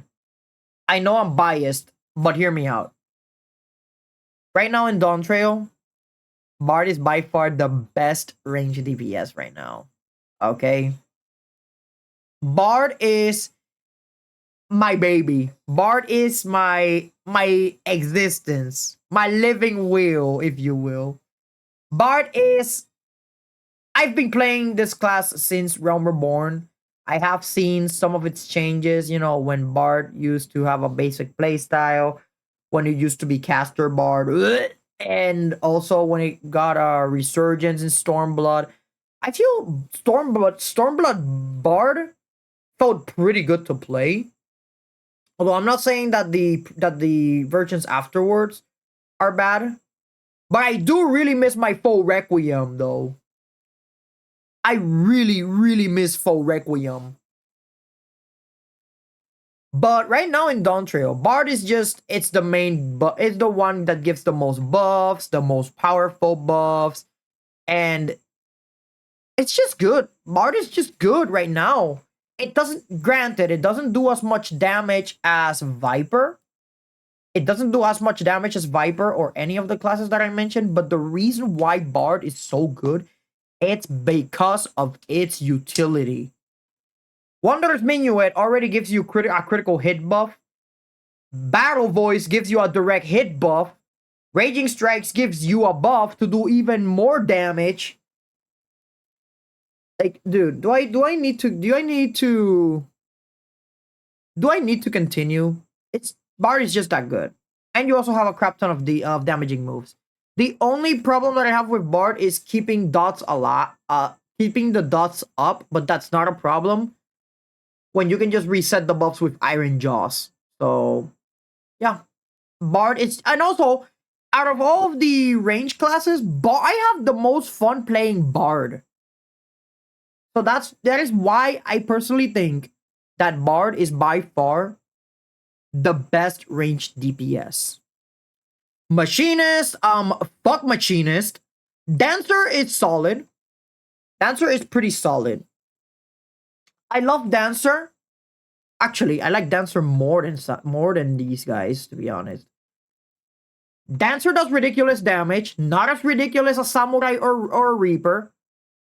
Solid buffs left and right, and Dancer is just fun. If you want to have fun with a ranged DPS, play Bard. If Bard is not your playstyle, and you don't want to apply dots or anything, you got the next best option, which is Dancer. Never play Machinist though. Fuck Machinist. Oh, my homies hate Machinist. Dancer is just fun. When it comes to generating the fans for fan dances 1 and 3, it's extra damage that you can dish out to the enemy. And you also... Again, I feel that Dancer just deals a lot of damage with their steps, with standard step and technical step, you're gonna be dealing a crap ton. And again, the class overall is fun. So that's the reason as to why I love playing Dancer so much. Black Mage, I don't want to put it at mid tier because Black Mage is still dishing out lots of damage, but I'm gonna have to put it at mid tier. You barely see any Black Mages nowadays, but hear me out. Black Mage is pretty good, still does monstrous damage, but you barely see them nowadays. You're still gonna see them eventually, every once in a while, but not as much as before. You know what I mean? Like back in the day, you used to see a crap ton of Black Mages, but you don't see them nowadays. Even though Black Mage is even more broken than before, because remember that time limit that you had on Black Mage? You don't have that shit no more. You can just dish out damage left and right without having to worry about your stance changing. Black Mage got a hell of a buff. Summoner, I have the most fun with Summoner, but I do have to admit it is a little weak. Although I still think that Scholar is not fun. I feel bad for Summoner because Summoner, in my opinion, is fun. It's fun. Actually, yeah, it's fun, but it just feels awkward right now, you know? Right now, a lot of people are saying the Summoner is ass, Summoner is bad, and stuff like that, but personally, I don't think Summoner is that bad, though. Especially if you're vibing, you know? Also, is it just me? Or does the Summoner icon look like the Assassin's Creed icon, but just tilted sideways? Just want to throw that in there. Red Mage is solid. I mean, I feel that Red Mage is extremely fucking good. Red Mage just does it all. Heals. You got Verheal. You got Verraise. And you can, again, Red Mage does it all. Also gives you a buff as well. You don't see them as much as Black Mage either, but when they're there, oh my god, they are a lifesaver. When you encounter a Red Mage in your party, they are a savior. They are an absolute lifesaver. And then you have Pictomancer.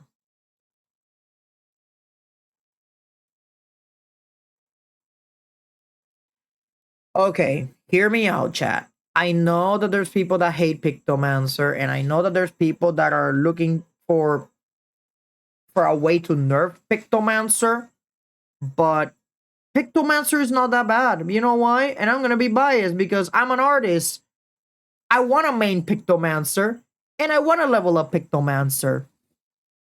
Right after I am done leveling up my... Well, I mean, I have everything at level 100. Jesus Christ.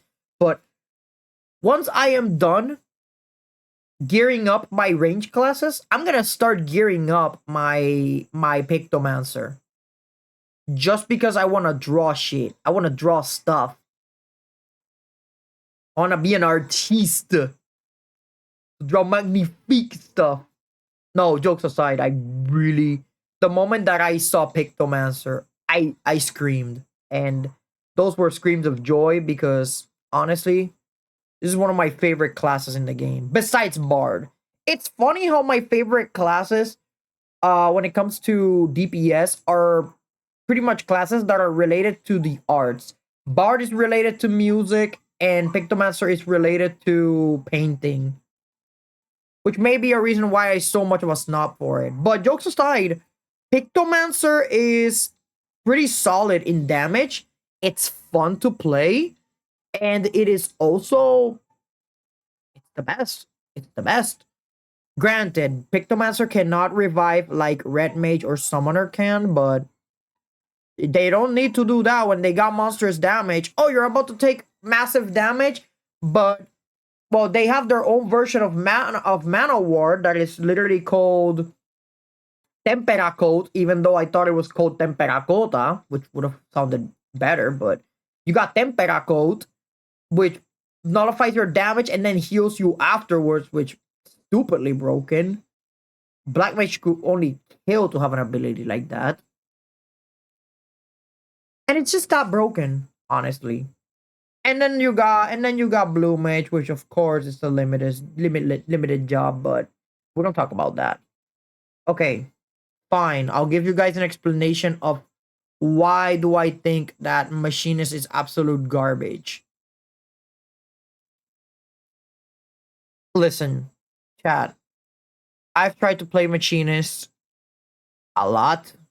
I tried to squeeze the fun of it, but I couldn't do it. I honestly couldn't do it. I tried my hardest. I legitimately tried, but I couldn't. I just couldn't. I wish I could have, but I couldn't. I started asking myself, why? Like, I keep in mind, out of every single class in the game, I said, I'm gonna level up Machinist the last because I don't like it. I had that shit at level 33. I leveled it up because a friend of mine was defending it, saying, oh, Machinist is good, trust me, bro. And I'm like, do you want me to level it up to 100 to show you how bad this class is? Because he was like, oh, you don't have the class at level 100, therefore you cannot have your judgment. And I'm like, okay, bet. So I level up Machinist. And immediately I start seeing flaws in the class itself. Machinist itself, at level 100, still sucks ass and they got nerfed. How do you nerf a class that's already sucked ass? That reminds me of that one, so I think it was Sylvanas. Yeah, that one Sylvanas video where they're like, they have a fighting game and they're like, oh, you know that dinosaur with the tiny hands that has little to no range? Yeah, what about him? Nerf him. It's literally what they did with Machinist. Because there is a lot of gripe that I have with this class. First and foremost, Air Anchor. Why the fuck is Air Anchor not an off cooldown? That always bothered me about Machinist. The fact that Air Anchor is not an off cooldown. The drill, I guess, is one of your main sources of damage for Machinist. But even so, you're gonna be struggling with that because your damage is shit anyways. There is nothing that Machinist can do that can make us advocate to have it on a team. If you have a Machinist in your team in Final Fantasy XIV, I'm sorry, you're just a masochist. There's no way to sugarcoat it. You're an absolute masochist if you have a Machinist in your team. Because they're not going to do much. The only reason why you will pick up a Machinist to begin with is to do low-level content. You know, or content that's already dated. But Machinist for hardcore content, though? Nah. Nuh-uh. Not in a million years. And you know what? They kind of deserve it. You're probably... Okay, fine. Hear me out. Why do I think Machinist deserve this? It all started with Heavensward. Version 3.0 of Final Fantasy XIV. That's when Caster Bard was introduced to the world. And that is when... honestly, was the worst time to play Final Fantasy XIV for me. I like the story. I love the Warring Triad, but I hated playing every second of it. Because I was being a caster Bard. And people saw me and they're like, Bard is a caster? Ew! They looked at me as if I was some disgusting rat in the streets. A stray cat, even. And then, when they saw Machinist, they praised it. Oh, it's the new class, does a lot of damage, it's the best range. And I'm like, you're fucking kidding me, right? I was also in a raid group, and they kicked me out sorely for being a bard. And they prioritized having the Machinist in there, just because they did more damage. Afterwards, Stormblood came in, and they fixed their mistake, thank God.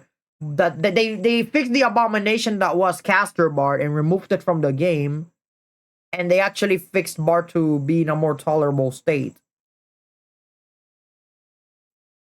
Shadowbringers is when Machinist kind of got shafted a little, and then Endwalker is when it was the end of Machinist, where they could no longer be King of the Hill, and then Dawntrail amplified that 10 times even more.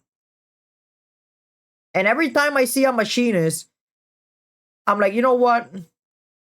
They kind of deserve it. I'm sorry, but they kind of deserve it. And another thing about Machinist, granted, this was based on my experience. I'm not saying every Machinist is like this. The majority of people that I have played that have Machinists are a bunch of arrogant a-holes. They think like they're the last Coca-Cola in the fucking desert, or that the world revolves around them. Like, bro, you ain't that guy. You ain't that special, little bro. That is why I consider Machinist to be absolute god-awful. Trash tier. No damage. And, okay. I know I'm bullying Machinists left and right, but I can't help to feel just a little bit bad for them. You know why?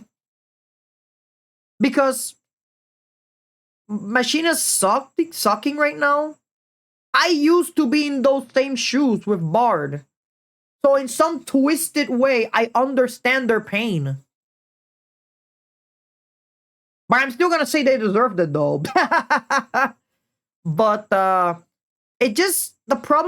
main problem with Machinist right now is that some of its abilities are completely outdated. That is mainly the reason why Machinist sucks ass right now. The abilities are outdated. They don't deal the damage that they're supposed to deal. It's just bad. It's absolute dog water. And well, chat, there you go. That is my Final Fantasy 14 tier list. All I have to do now is just grab this picture. And I am going to take this to Twitter to piss off a lot of people.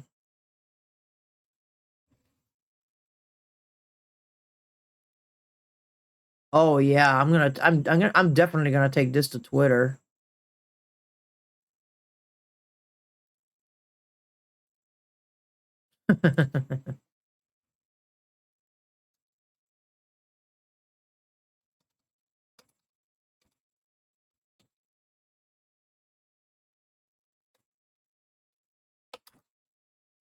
I'll show you guys exactly what I posted.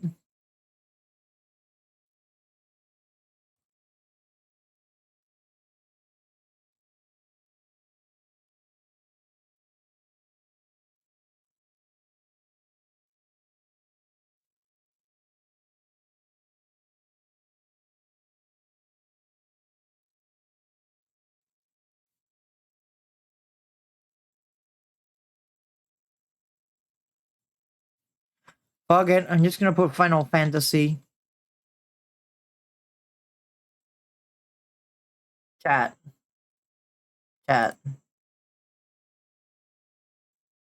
Chat.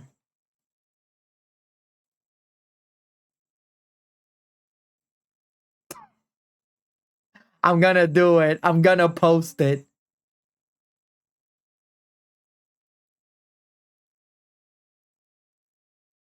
I'm gonna post this shit without giving a fuck.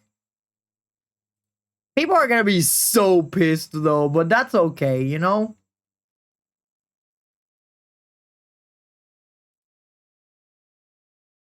Wait, did I actually posted it? No, I drafted it. Hold on. There we go. Now to piss off everybody. Hopefully somebody sees this, but I don't think nobody's gonna. I don't think anybody's gonna see it. You know. Again, I'm just a silly little guy on Twitter, so it's not like anybody's gonna notice me on Twitter or anything. Am I right?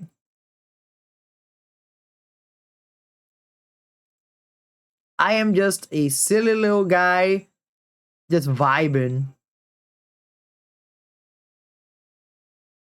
So that's the reason as to why I'm gonna post that.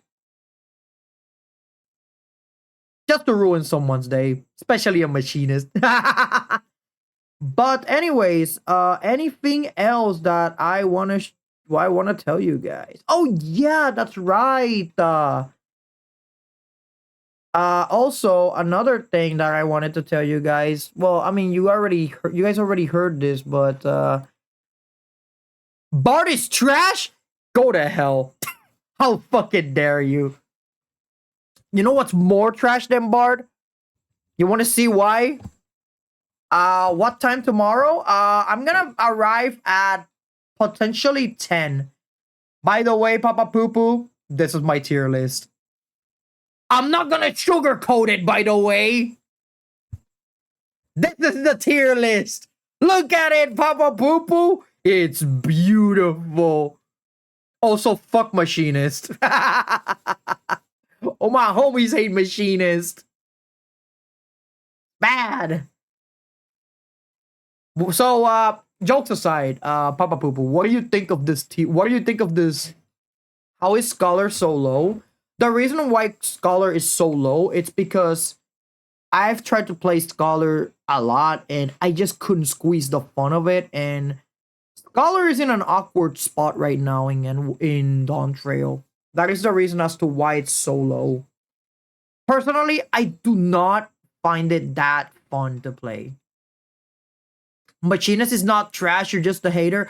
Okay, you wanna know? Okay, then let's go do some research if that's the case.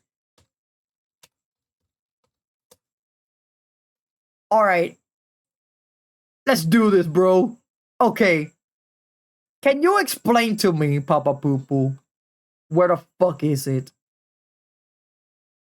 It's around here. There it is. Can you explain to me why is Air Anchor a weapon skill instead of an off cooldown ability? It doesn't make sense, dude. There's just so much stuff here that makes Machinist trash. It's just, again, the class itself, it's just outdated. Shit, if I know. Exactly. I played Machinist and believe me, it's bad. Look at this shit. Hypercharge. Overheated effect increases the potency of a single target weapon skills by 20%. That shit should be 50%, not 20. By not even percent, by the way. 20 base. If it was 20%, I understand, but 20 base power. Okay. You also got your auto turret, which eventually turns into the Automaton Queen. And honestly, Machinist just doesn't do shit when it comes to support.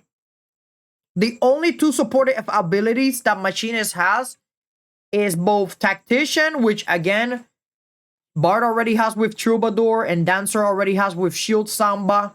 And their quote-unquote unique defensive tool is Dismantle. What in the world does Dismantle do? Oh, you lower the target's damage by 10%.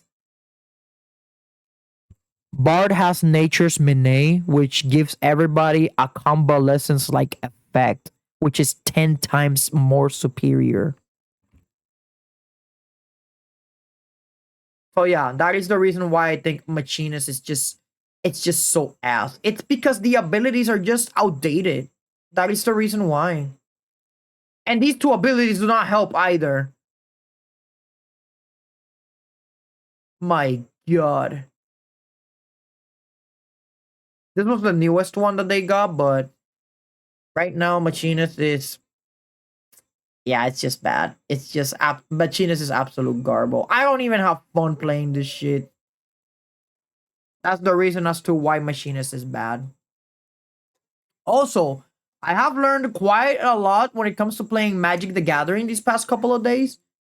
But I feel like we should do something else today. I decided not to play games today. I just wanted to be chill. You know, just taking a break from video games and stuff. We'll play TCG Card Shop Simulator tomorrow to finish opening up the hundreds of boxes. But yeah, I'm just gonna be chill for today. And on Friday, we're gonna have a Friday night art stream. That's not gonna change. But on Monday, we're gonna be playing Final Fantasy 3. I don't know why, but I really want to play Final Fantasy 3 now. All right, what else can I do? Oh yeah, DJ, you can stop the music right now. The reason why we are going to stop the music, it's because we are going to be... We're going to be watching some videos, alright? And yes, they do have to do with Magic the Gathering, mind you.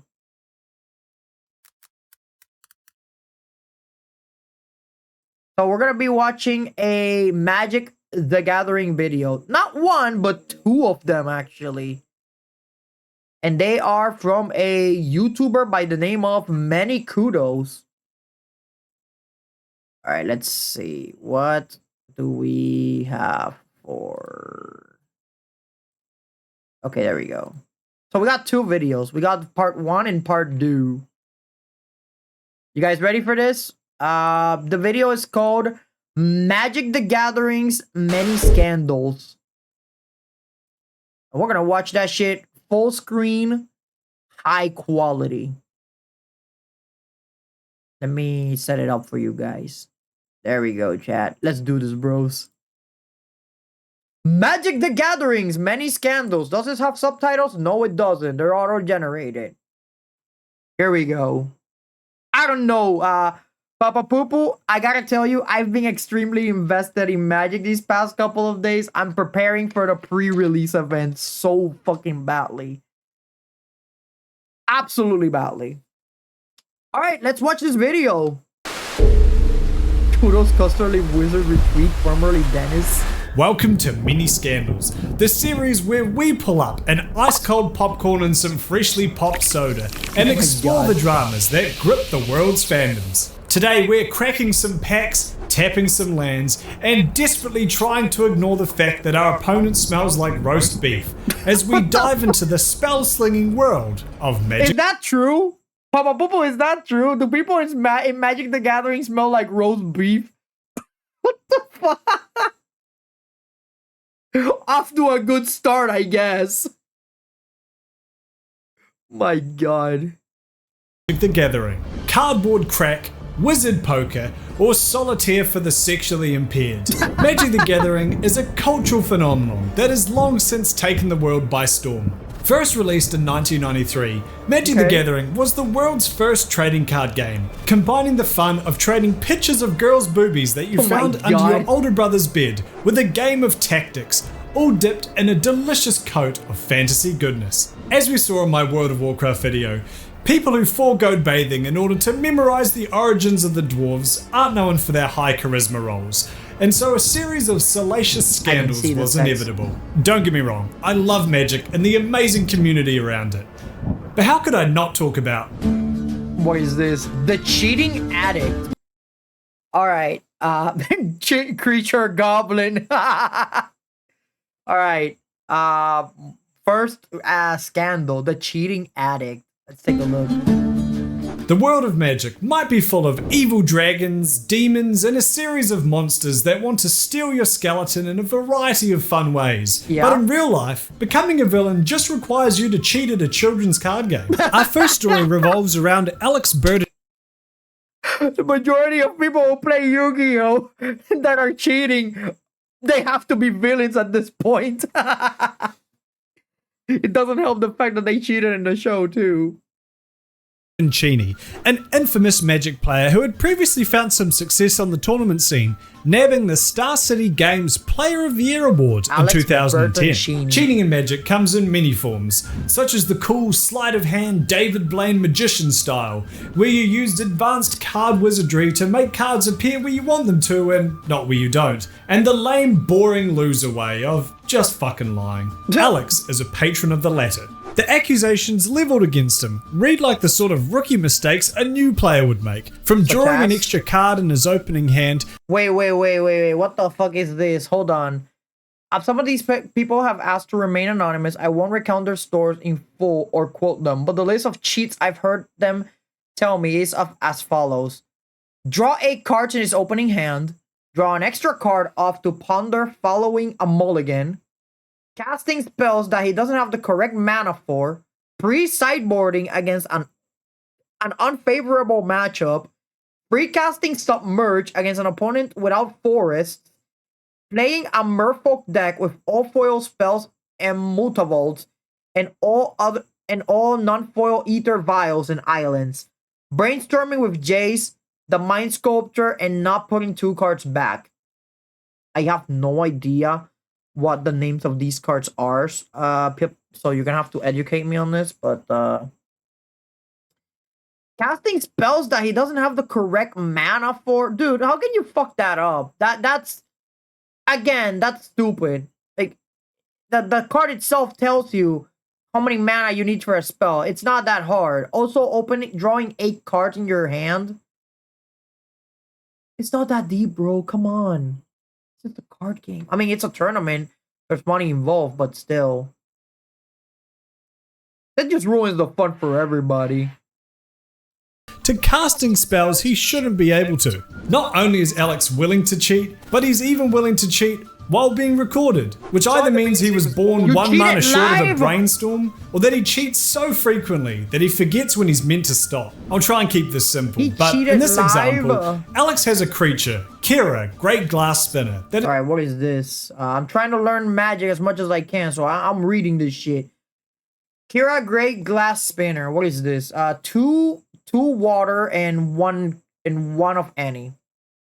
Oh, it's a legendary creature. Hold on a second. Okay, it's a flying creature, so it's already hard to deal with. Creatures you control have whenever this card... Okay, so this is creatures you control in general.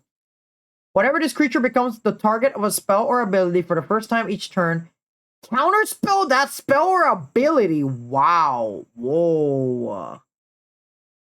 Oh, that's pretty good. Holy shit. Kira, Great Glass Spinner. Oh, that's so good.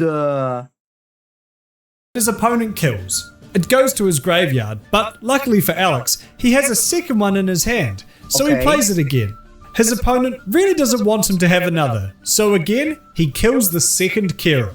Now watch what happens here. Instead of placing it in his graveyard like he's supposed to, he motions as though he's moving the card toward the graveyard, but instead whips it back into his hand. Because there's a Kira clearly visible on his graveyard, it's assumed to be the second one. So when he plays the Kira he slipped into his hand, everyone just assumes that he had a third. Even the commentators seem confused for a second, before deciding that they must be the ones who are mistaken and moving on. Is that another Kira? Wow. That is a... Oh, it is another one. Yeah, that's his third. He only has 2, right?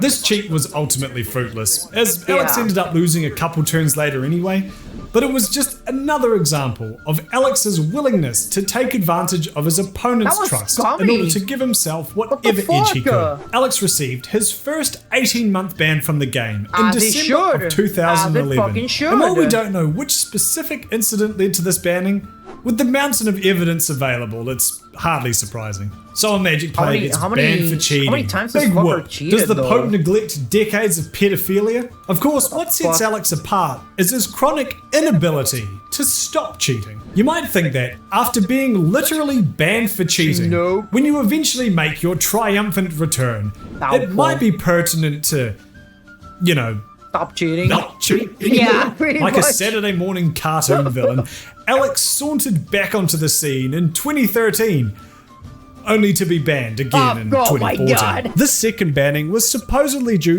What is this? Okay. Bertoncini's second suspension back in 2014 was for committing multiple GRVs, game rule violations, okay, including mistapping to cast a supreme verdict and failing to put 2 cards back on the top of its library after casting Brainstorm. Oh, so that's what they mean. To the acclamation of multiple game rule violations, which are mistakes during play that don't necessarily denote cheating, as they could just as easily come from a lack of skill. Of course, to quote an article written by his ex-best friend, I have never seen Alex make a mistake. I have never seen Alex make a mistake that doesn't favor him. Oh yeah, that's a dead giveaway. The case for Alex as sloppy player will be more convincing if it didn't gain every time his sloppiness went unnoticed. And finally, a bit of sage advice from a member of Magic Old School. A little history lesson. When there's a ton of momentum about someone being a cheater and a bunch of misunderstandings and weird situations that have occurred, the guilty rate is... How many zeros are in there? 1, 2, 3. 1, 2, 3. That's already a million. 1, 2, 3. That's a billion. 100 trillion%. Mistake that doesn't favor him. It's possible that the judges responsible for Alex's second ban simply couldn't prove that he was actively cheating and not just being a sloppy player, which is likely why he only received a 3-year ban as opposed to a lifetime one. Once he was unbanned in 2017, Alex slithered his slimy self back onto the competitive scene, even making the top 8 of the Grand Prix tournament in LA. At this point, Alex was reviled. I'm aware of 3 shady things Alex has done so far this GP. It will be such gas if Wizards just ban these a-holes for life. This is so stupid. Did he got caught again? No, most players don't know how to catch him.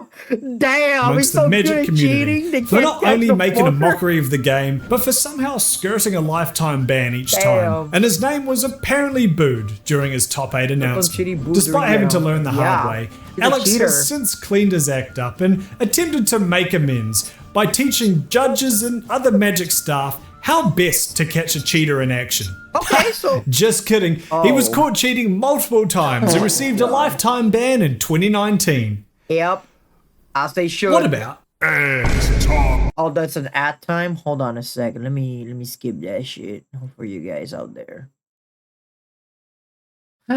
Cheaters will be cheaters. They never change. What is this? A series of unfortunate DQs. A series of unfortunate disqualifications? What? Why? A tournament disqualification, or DQ, is one of the harshest penalties you can enact on a player. Second only to insistence that, no, really, you should be wearing deodorant when you leave the house. And as such, are only reserved for the most extreme cases of obvious cheating or otherwise abnormal behaviour. Here are some of my favourite examples of some of the wacky ways that people manage to get themselves a one-way ticket to Dairy Queen. Olivia Ruel, Grand Prix Brisbane, 2007. His opponent showed up wearing a pair of highly reflective sunglasses that he had hanging from his shirt, allowing Olivier to see his cards in the reflection. The year prior, Olivier had received another disqualification and was somewhat on edge. So when he was confronted by a judge, he lied and said that he couldn't see his opponent's card. I decided to hide part of the truth, saying I had only had a glance through his glasses and wasn't able to identify any card, while only the second part was true. I mean, you still stared at his glasses to take a look at his hand. That's still cheating, regardless. Cards. The irony here is that, in the end, the judges determined that it wasn't actually Olivia's fault. It was his opponent's for showing up wearing clothing that could potentially reveal his for hand. having And Riz. yet, Olivia was That's so disqualified stupid. anyway, for choosing to lie to the judge in the first place. Yeah, I mean, a lie is still a lie. It doesn't matter how small. Tomoharu Saito, Grand Prix What the fuck, Kobe, Saito? 2001. Saito Tomoharu Saito as in the fucker who... Chat, hold on a second. I gotta show you guys something. If you guys don't know who Tomoharu Saito is, let me show you guys this for a minute. Tomoharu Saito. There is a video out there that is extremely viral that shows his shuffling technique. That, mind you, the moment that I saw this video, I was like, you know what? I kind of want to shuffle like this. It looks cool. I want to make sure you guys the way that Tomoharu Saito, my god. Tomoharu Saito shuffles. Hi, there he is. Look at this peak ass shuffling technique. Look at it. Instead of putting your cards one by one on the table, you know, okay, he gives it a good shuffle. Like 1, 2, 3, 4, 5, 6 shuffles, 7 shuffles. Okay, we're not gonna count those shuffles, but you're gonna see how he shuffles, how he does a power shuffle. Look at this, chat. Wait for it. Wait for it. There we go. Look at this, chat. This is pure wizardry. That's how I shuffle my Yu-Gi-Oh cards. My Pokemon cards too. It just looks cool.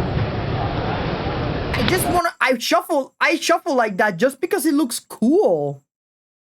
Not at that speed, granted, but it's still a cool looking shuffle. Bro. Like, that's the reason as to why I wanted to. That's the reason why it surprised me that this guy cheated. The question that I do have, on the other hand, is how exactly did he cheat, though? Let me go back to the chapter. Was it this one? No. Tomoharu Saito. There we go. How the fuck did Tomoharu Saito cheat? Saito found himself in the middle of a losing game, and instead of trying to play his way out of it, went for the ultimate Hail Mary.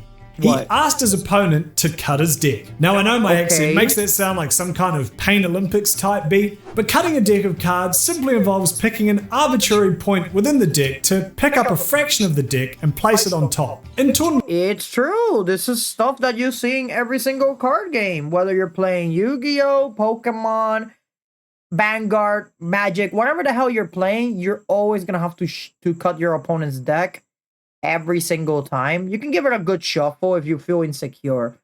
I always give it the shuffle though.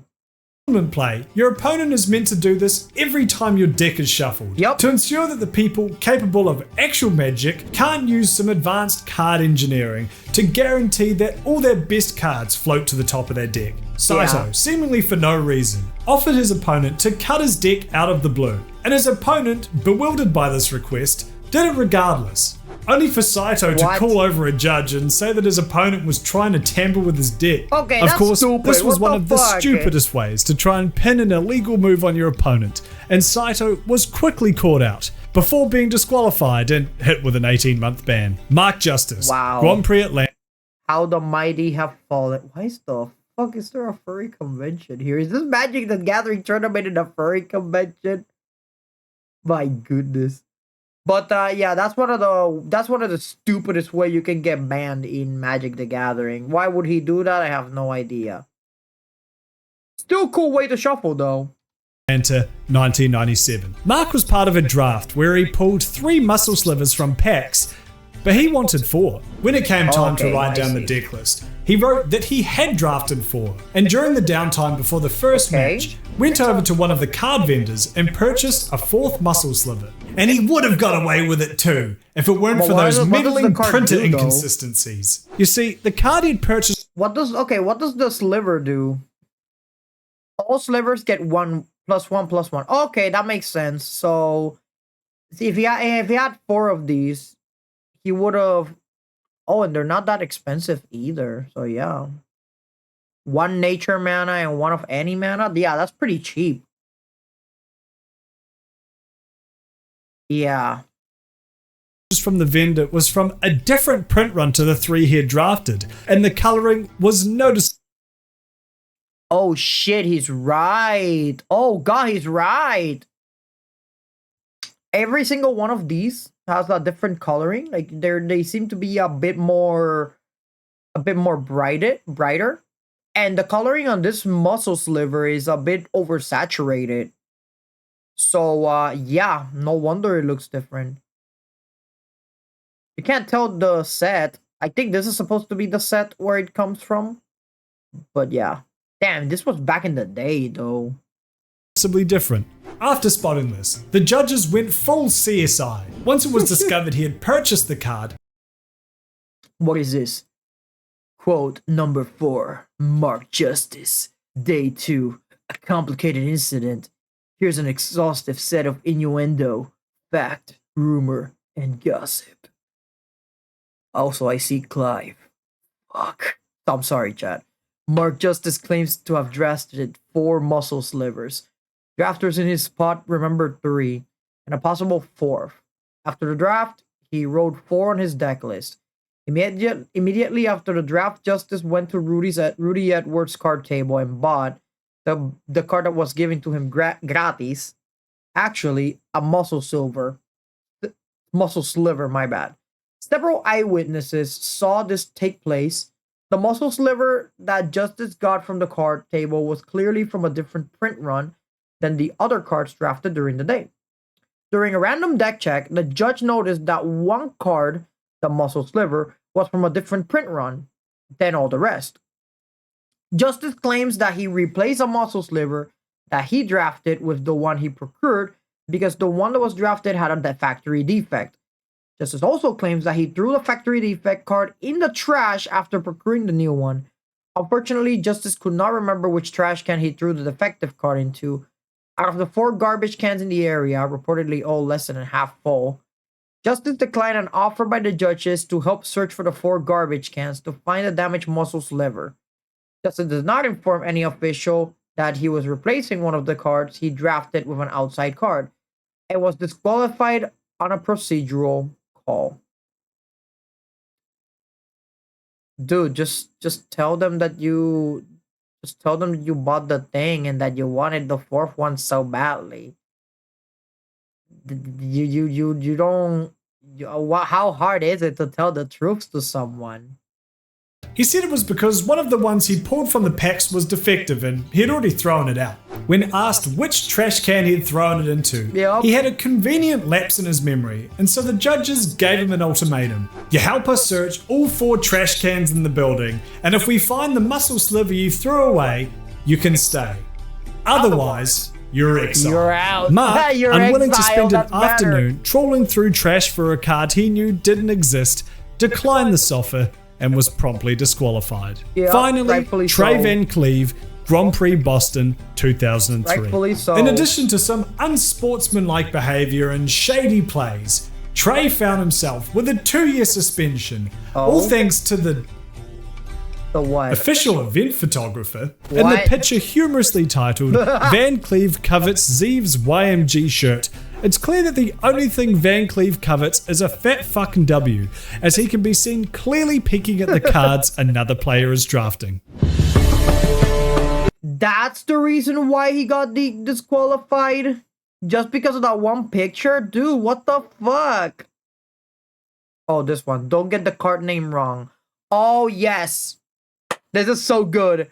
If this is what I think it is, chat, you cannot get the name wrong because this is also familiar with things like Yu-Gi-Oh! In Yu-Gi-Oh!, if you mention the wrong name of the card, like if you don't mention the full name of the card, as obnoxiously long as it is, yeah, you're gonna get disqualified. Like it's not disqualified, but if there is a card that you do not specifically say which one it is, then yeah, you're fucked. Don't get the card name wrong. So there are multiple cards in Yu-Gi-Oh! That have the most confusing names, and they have like the most like repeated names sometimes. Let me give you guys an example. So in Yu-Gi-Oh! There's 2 types of... I'm gonna give you guys an example of my Lightsworn deck. So there is Lumina Lightsworn Summoner, and there is Lumina Twilight Sworn Shaman.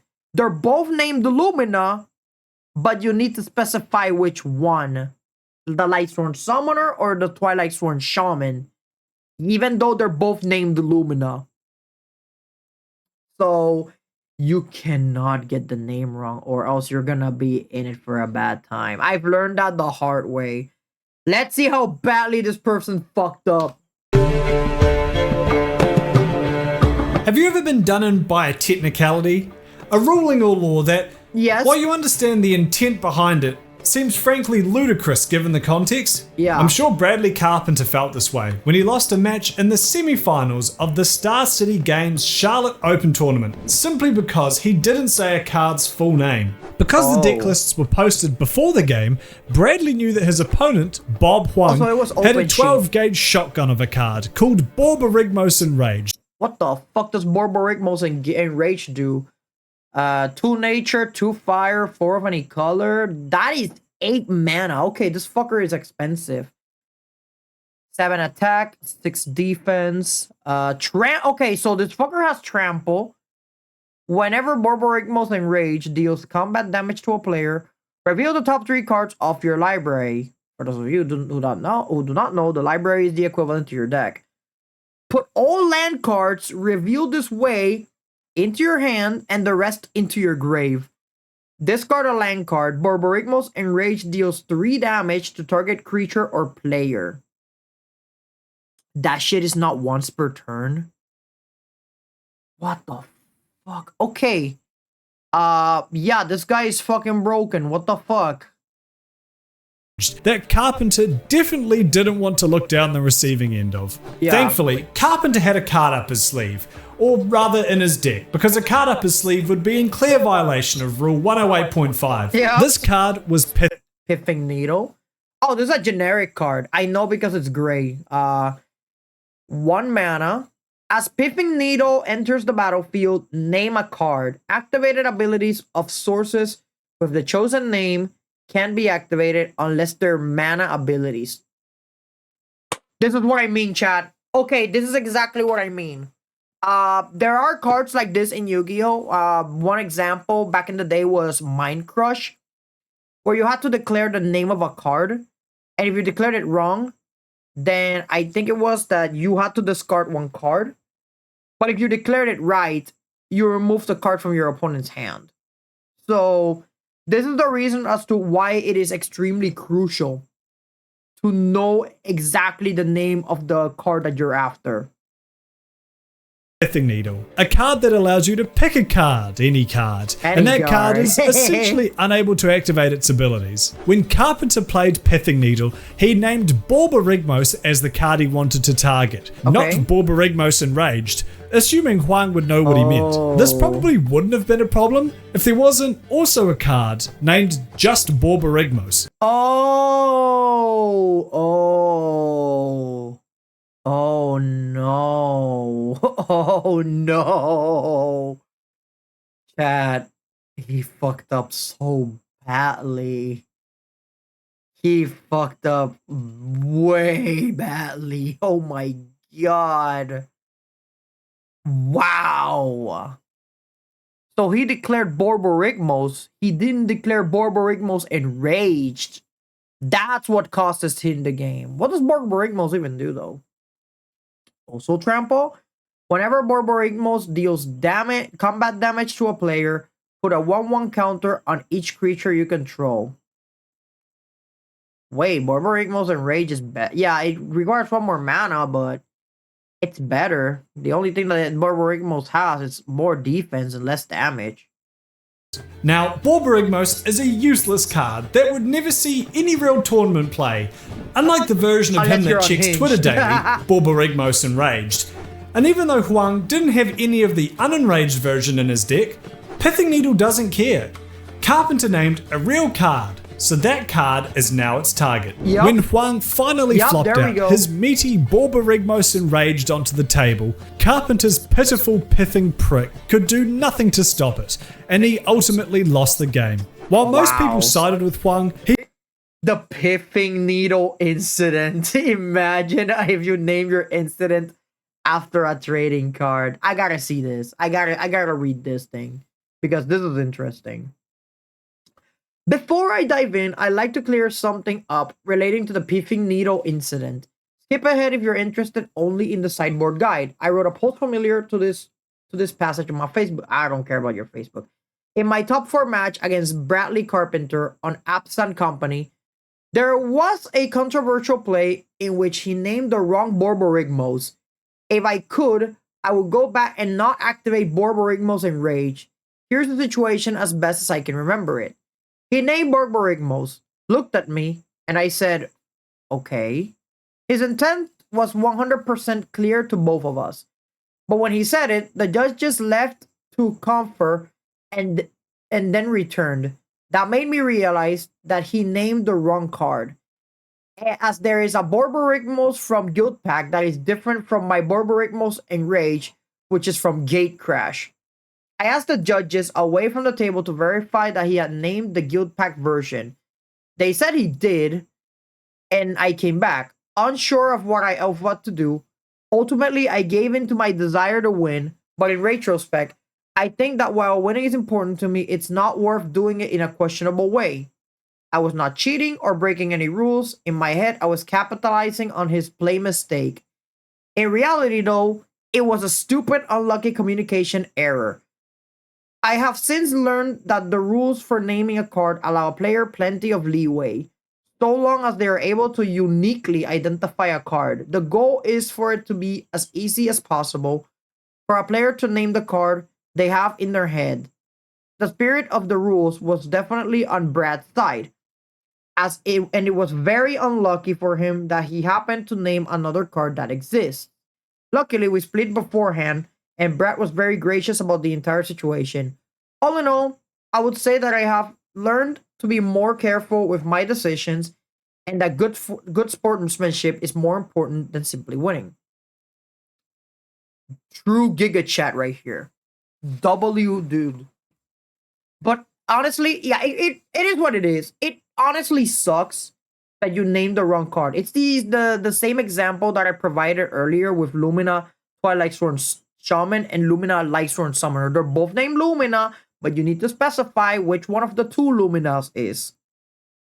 That's something that you have to do in a bunch of games.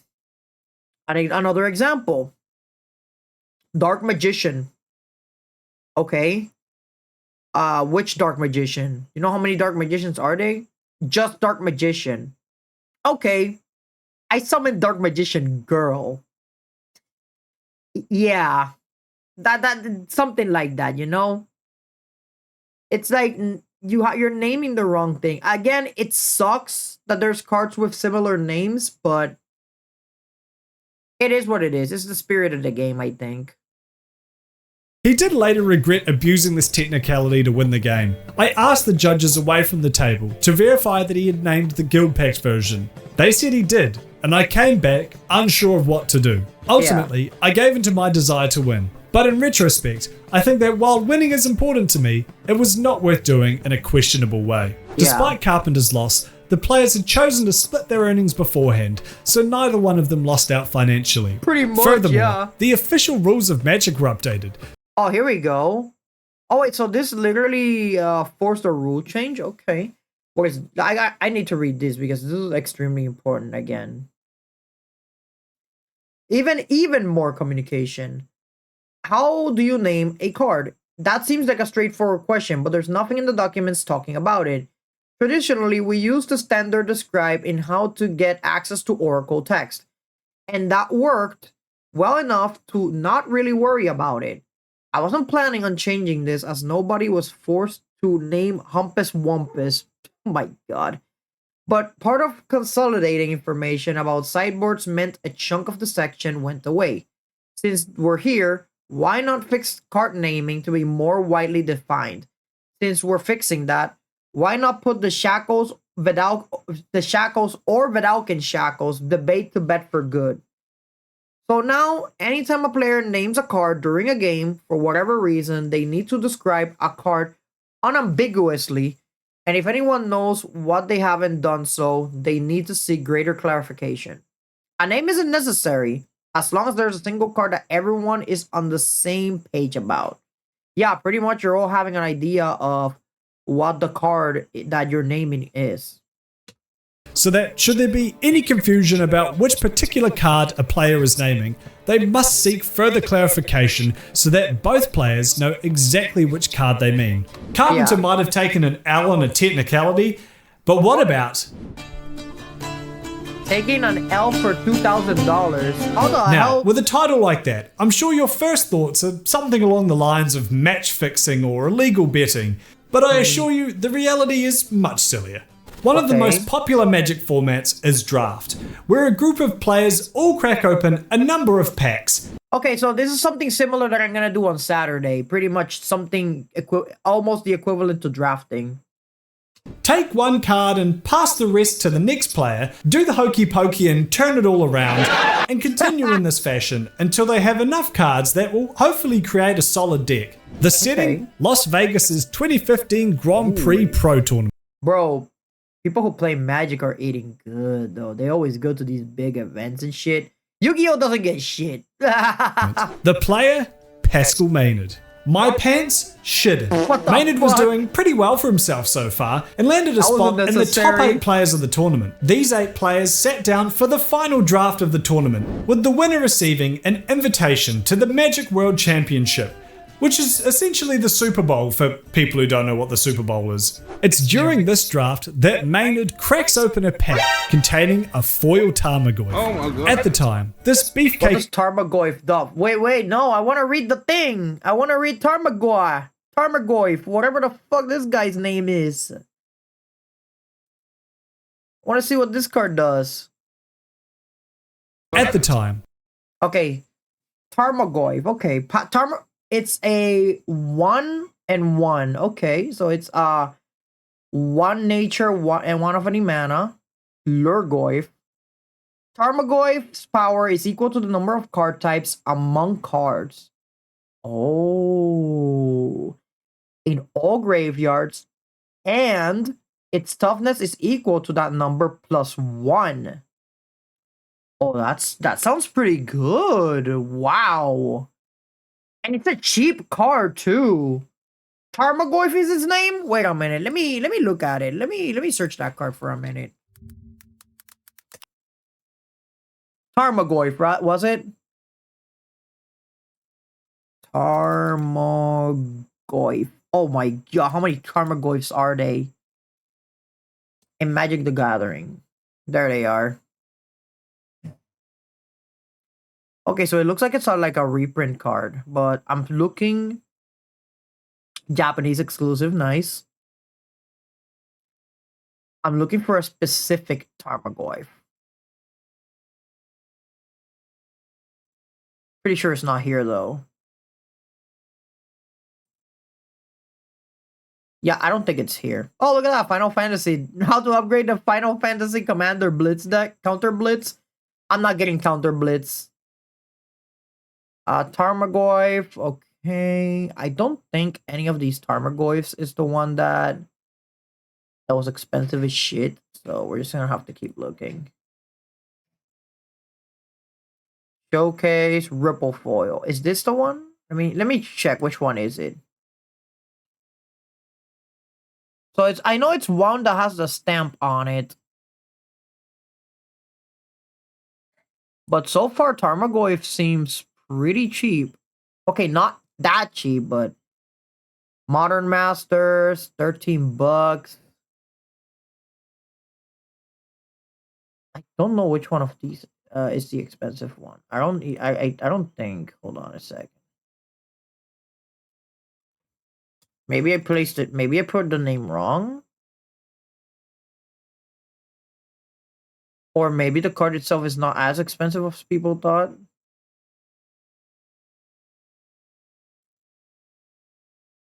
I cannot find the card anywhere. Maybe it's because it was a stamped Tarmogoyf and you can barely see that shit. Yeah, there's no stamp in it. So apparently this one has a stamp in it. This beefcake of a card was easily selling for a couple $100 for a... Wow, okay, I see. So the fucker was selling for 150 though. Single non-foil version, with this shiny coating only adding even more value. Wow, so it was 400 something. to an already rare card. In addition to this, drafted cards at tournaments are stamped by the organisers so that players can't Alex Bertoncini a couple cards up their sleeves and slot them in as needed. This meant that this already incredibly rare shiny Tarmogoyf is now literally one of a kind. It is. Okay, so if this thing was foil, back in the day it would have costed hundreds. So the card was already hundreds of dollars back in the day. And then after that, if it was foil, it would have been much more valuable. But since it has the stamp on it, which is meant for draft, yeah, it is one of a kind. Wow. Wow, that's crazy. I couldn't find it in TCG Player, unfortunately, but let's continue the video. And Maynard found himself with a dilemma on his hands. While there's no rules against choosing a card for its value alone, it's generally frowned upon in the community to nab the rare and expensive cards in a draft if they don't fit the deck you're trying to build. Yeah, unfortunately for Maynard, another card in this pack would have worked far better with the cards he'd chosen. Burst Lightning, 1 fire mana, kicker. You may pay an additional 4 mana as you cast a spell. So you're going to be paying 8? Okay. No, it's kicker 4, yeah. Burst Lightning deals 2 damage to target creature or player. If Burst Lightning was kicked, it deals 4 damage to that creature or player instead. Oh, wait a minute. Creature or player. Yeah. Also, it deals double the damage. Okay, I see. Chosen thus far, meaning everyone watching along at home would know that money was the only reason he might choose the Tarmogoyf. Yeah. He chose the Tarmogoyf. Of course. This spawned a mass debate amongst Magic fans and professionals, with many casual players in favor of these Magic the Gathering pros freaking out about the Goyf Gate in GP Vegas. Maybe consider your priorities if you despise someone Maynard, for rare copping drafting. some extra cardboard cash, while several famous pro players felt I've devoted my life to Magic. I'm very disappointing to see that one of my peers would sell out for so little. This actively cheapened the game. Others still argue that if Wizards... I hope for a world where money prices are such that no one ever considers picking a $1,000 card. Wizards of the Coast had provided their professionals better monetary support, they wouldn't be so inclined. If Tarmogoyf wasn't so expensive and tournament payouts were higher, he wouldn't have taken it. Done. To yoink the pricey cards. Either way, the deed was done. And while Maynard didn't end up winning the tournament, he did announce that he would be donating. Statement on foil Tarmogoyf. As most of you already know, the eBay auction unfortunately did not work out. They were fake. There were fake bids, trolls, and people who never replied. I still appreciate everyone who made a real bid. You guys are the real MVP. If you're one of those or simply someone who is interested in acquiring the card, I suggest you keep reading. Starting right now, I'm starting a new auction with a new twist to it. 75% of the final selling price will be donated to the charity Gamers Helping Gamers. My Magic the Gathering financial situation has gotten better recently. I can afford more. It'll be a silent auction, which means through Facebook or Twitter, private messages directed to me. You can submit a price you would pay for the card. You have until July 10th, 11:59 p.m. Eastern Time to do so. The highest offer will win the auction, no matter how much it is. I can ship the card the safest way possible through mail once paid on PayPal, or I can meet the winner at an event for the exchange. Be aware that if you don't respond my message in the span of 24 hours after the auction ended, it will be passed down to the next highest offer. I hope that everyone will send real offers. Shame on you if you're trying to throw a charity. Side note, I played against the winner of the scholarship money awarded by Gamers Helping Gamers in Province last month, and he made me appreciate even more donating to this awesome charity. That would be great if you could share this post. Good luck, everyone. All bits are considered US dollars. Donating 75% of the card's proceeds to charity. In addition to its uniqueness as a tournament-stamped foil Tarmogoyf, the infamy surrounding it only further drove up the price, and in the end, it sold for just over $2,000 via private auction. Hey, $2,000 is still good, though. $2,000 for a foil Tarmogoyf? Dude. That's quadruple digits on a card. You don't see that shit every day, you know? You do not see quadruple digits on a card every fucking day. So it makes sense. It makes sense that they got 2K for it. All right, chat. Part 2. Here we go.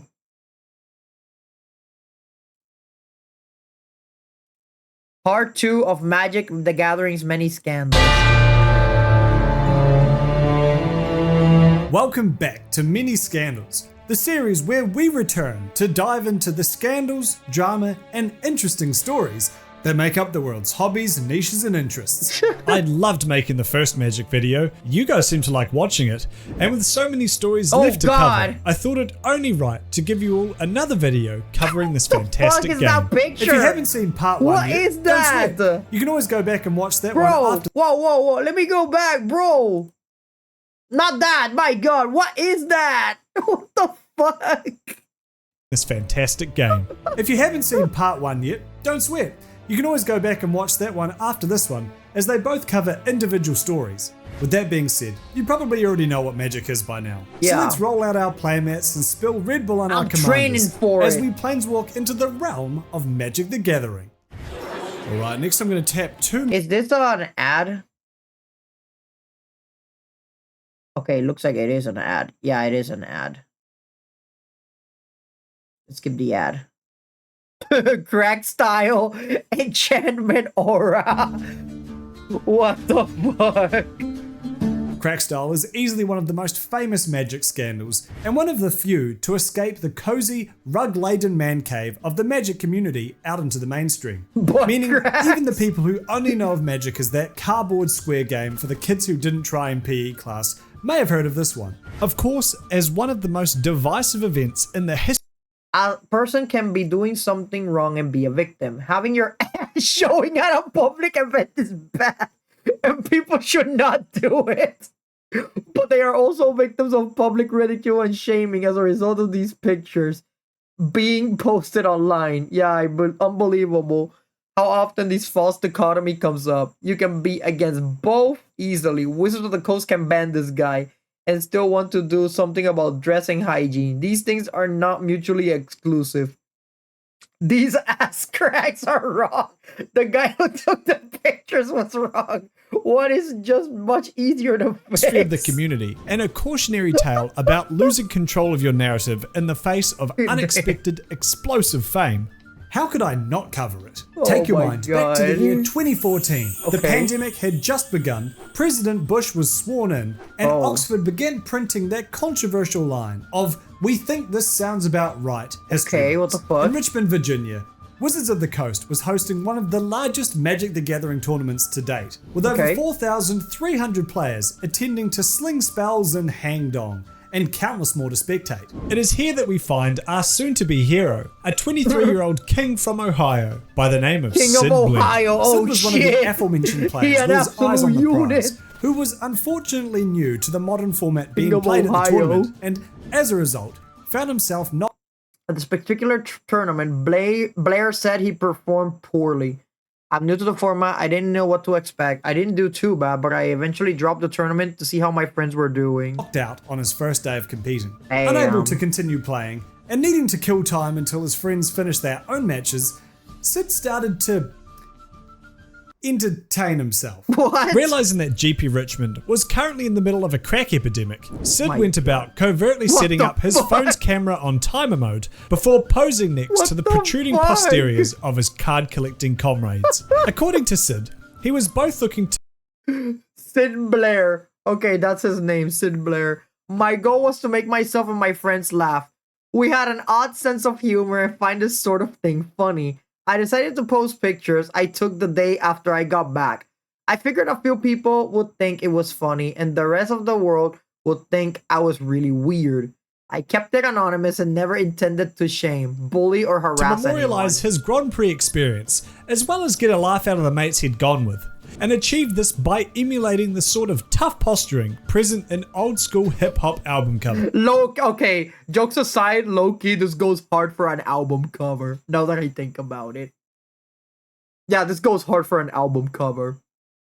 These photos made their way onto his Instagram, and after the overwhelmingly positive response from his friends, decided that they deserved to be shared for all on the front page of the No! That's the worst mistake you can do. Reddit is always, and I mean, dude, Reddit is always online. It's terminally online. They're gonna find this shit fast on Reddit. What are you doing? internet, reddit.com. Sid posted these images to the rfunny subreddit with the caption, "I participated in one of the biggest Magic the Gathering tournaments of all time this weekend. In an effort to document it, I posed for pictures near people with exposed ass cracks. My God. I present to you Grand Prix Richmond crack style." The initial feedback was positive, so Sid closed Reddit and left his computer, unaware of the beast he had just unleashed on the internet. Waking up the next day, he was shocked. Holy shit! Unaware of the beast he unleashed. 45.2 thousand. That's a talk about unleashing the beast indeed. What the fuck? To discover that his post had done great. Not just great. It was, at the time, the highest upvoted post ever submitted to Reddit, and to this day is still the only funny thing to ever be uploaded to rfunny. Apparently, I even upvoted it back in the day. My God, so I can take some small blame for he the was ensuing partially shitstorm. responsible. Anyone who has participated in online discussion, first of all, I'm so sorry. And secondly, you'll be well versed in the strange phenomenon that occurs as soon as any post or tweet or video goes viral. Usually the reception will start out positive, with the intended audience gravitating towards it, leaving a nice comment and upvoting or liking it. At a certain point, however, it begins to leave the stratosphere and be placed in front of people oblivious to the backstory.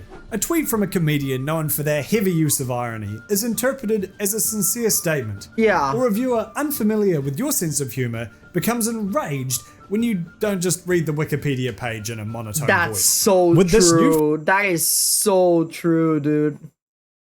I once made a post of how people who use AI should be treated. And my God, were there a lot of people pissed in the comments. I think one of them even picked up some of my artworks and put them into their stupid generative AI. The result, they got banned from Twitter. Found fame. Sid's post made its way onto sites such as Time Magazine and BuzzFeed, where it was given the prestigious rating of LOL and Badass. What was originally a goofy series of photos with no greater meaning was now being dissected and interpreted.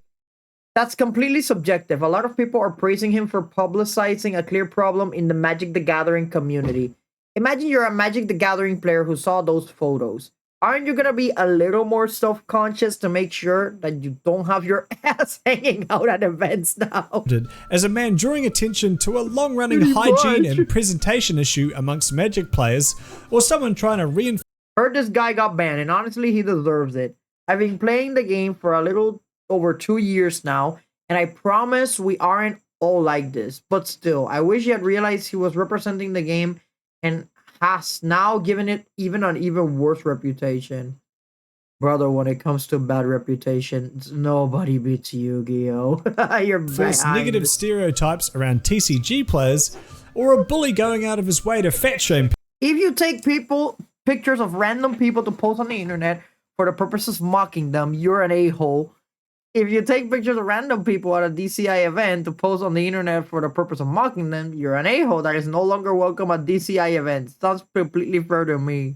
People, even though Sid was, well, you know, bro was having fun. That he took these images without consent, which, while you can't recognize anyone in the image, it was oh my God, Columbus, Ohio. Oh, it was in Ohio too. I mean, yeah, he was in Ohio. He lives in Ohio, so. An Ohio king. They did not know I was taking the pictures. Oh my God. Images, unless you're overly familiar with a certain someone's anal crevasse, oh my it God, could still be a source of embarrassment for the men in the pictures. According to Sid, a few of them actually did reach out to They did not know I was taking the pictures. They did, however, sign a publicity waiver that said that there will be extensive media coverage of the event. Blair said, "A few people have said that they were one of the people depicted in the photos. I have yet to have any real negative feedback from any of them." To him, and all of them found it funny. But of course, that doesn't account for everyone. Yeah. After the images had made the rounds, Sid said because the internet does what they do best, pretending to be offended at everything that happens in the internet. Oh yeah.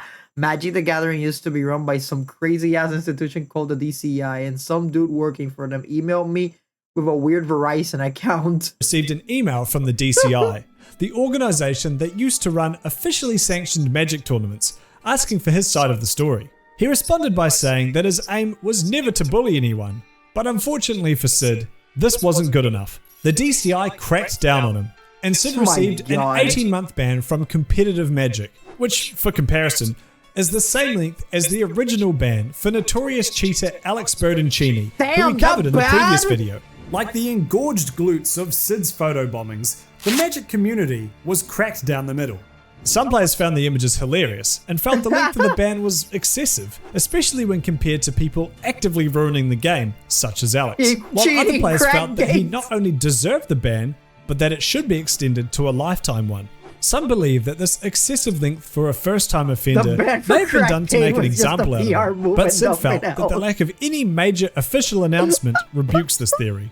Regardless of the community's complaints, what's done was done, and Sid took the ban on the crack. The ban only stopped him from competing in Magic events, not attending, which ironically did nothing to stop him from pulling the same stunt again.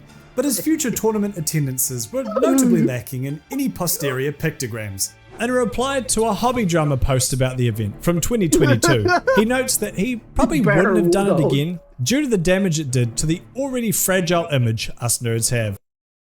However, I feel like I did do something wrong to us beloved nerds who have suffered enough of our image. Still, despite the mixed reception, the ban, and even the death threats he received, it sounds like it was overall a positive experience for him. I bet I'll eventually want to write. Jesus fucking Christ, dude.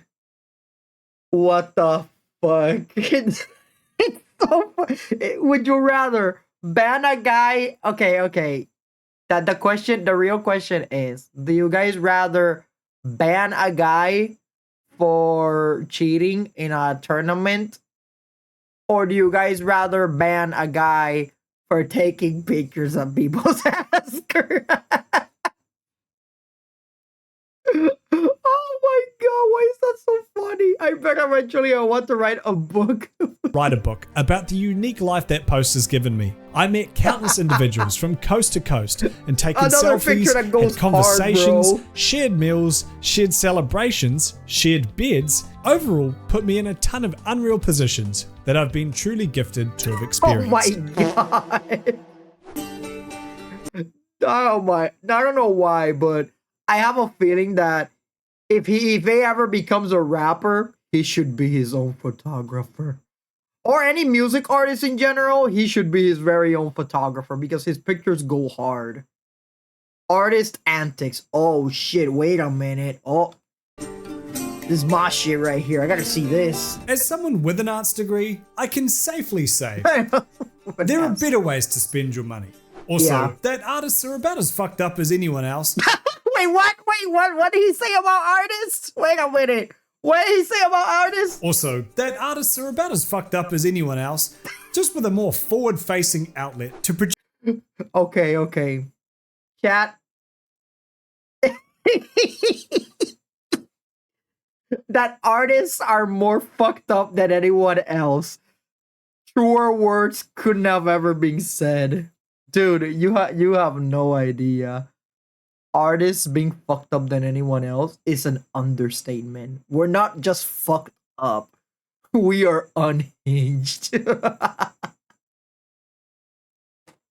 Artists are fucked up than anyone. Bro, I feel attacked, but at the same time, I'm not disagreeing. We're unhinged.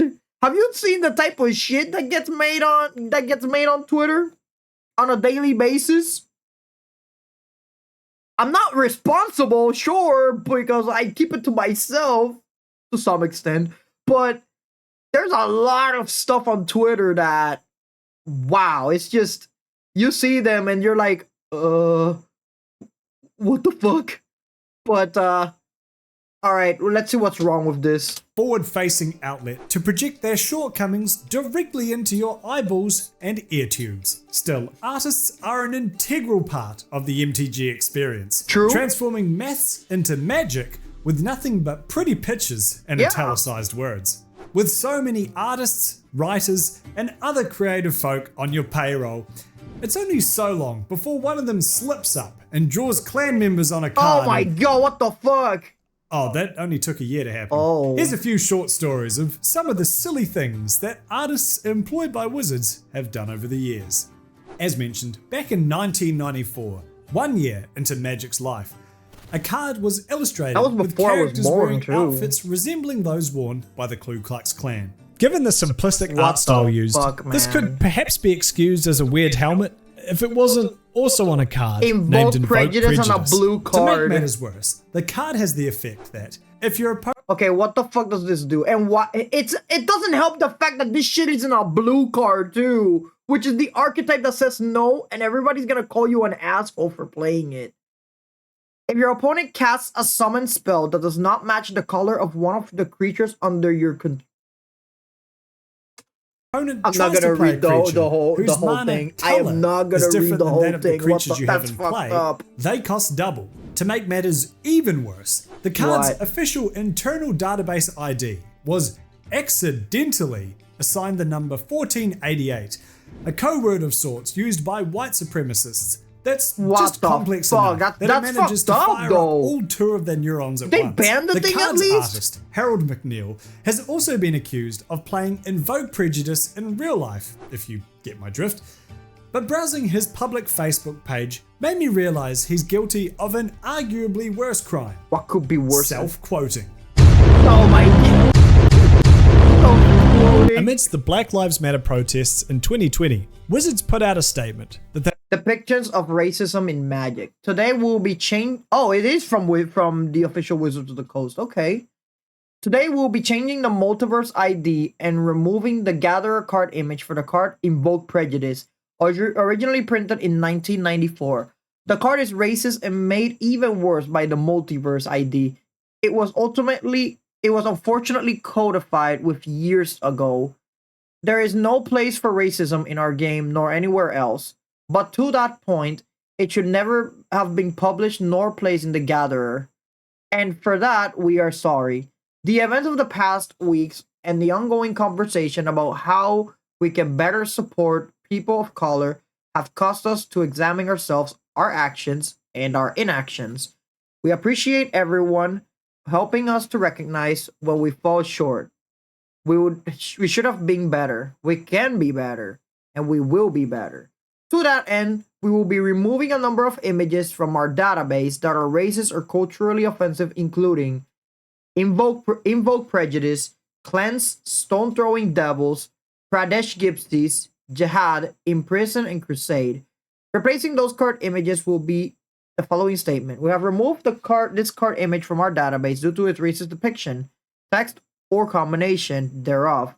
Racism in any form is unacceptable and has no place in our games nor anywhere else. So, okay, so they actually did remove the card.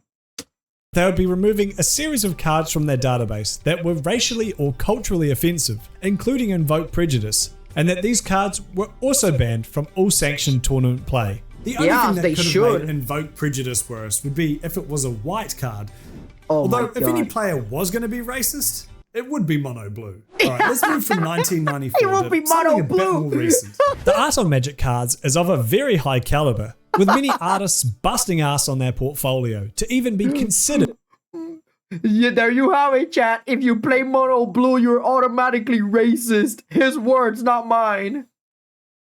By the wizards who live on the coast. So when artist Kit LaPena finally saw her work on a card in the Mystical Archive series from Strixhaven, she would have been elated if it was her that submitted the work.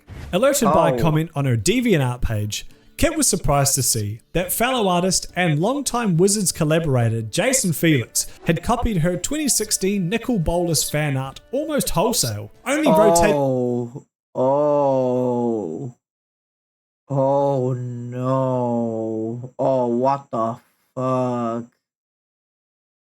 So they traced the thing. Oh god. Yeah, we do not represent this type of artist. If anything, if we see a type of artist like this, we exile the shit out of them. And I'm talking in Magic terms. If we talk in Magic terms, exiling me is the equivalent of removing from play or banishing in Yu-Gi-Oh! That's fucked up though. I feel bad for the artist. Hitting the arm Scary and Pat, is it?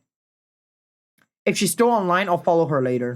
Altering the torso. He even retained her era of giving Bolas 5 fingers instead of 3. Furthermore, the artwork of Ugin is just a flipped version of the iconic. So he has been tracing pretty much. What does Cruise of Fate even do? 3 of any color, 2 dark, sorcery, choose 1. Destroy all dragon creatures, destroy all non-dragon creatures. Oh, it's a board wipe. It's a pretty good board wipe though. Ugin the Spirit Dragon card, illustrated by Raymond Swanland. Oh shit, it is traced.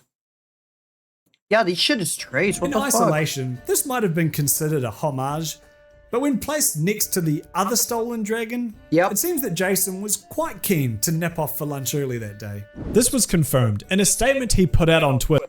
Crux of Fate. I've waited to make a public response because I wanted to reach out to the affected artists Kit La Peña, Raymond Swanland, and Wizards of the Coast first. I was overworked, but that's no excuse. I fucked up and I'm trying to make amends.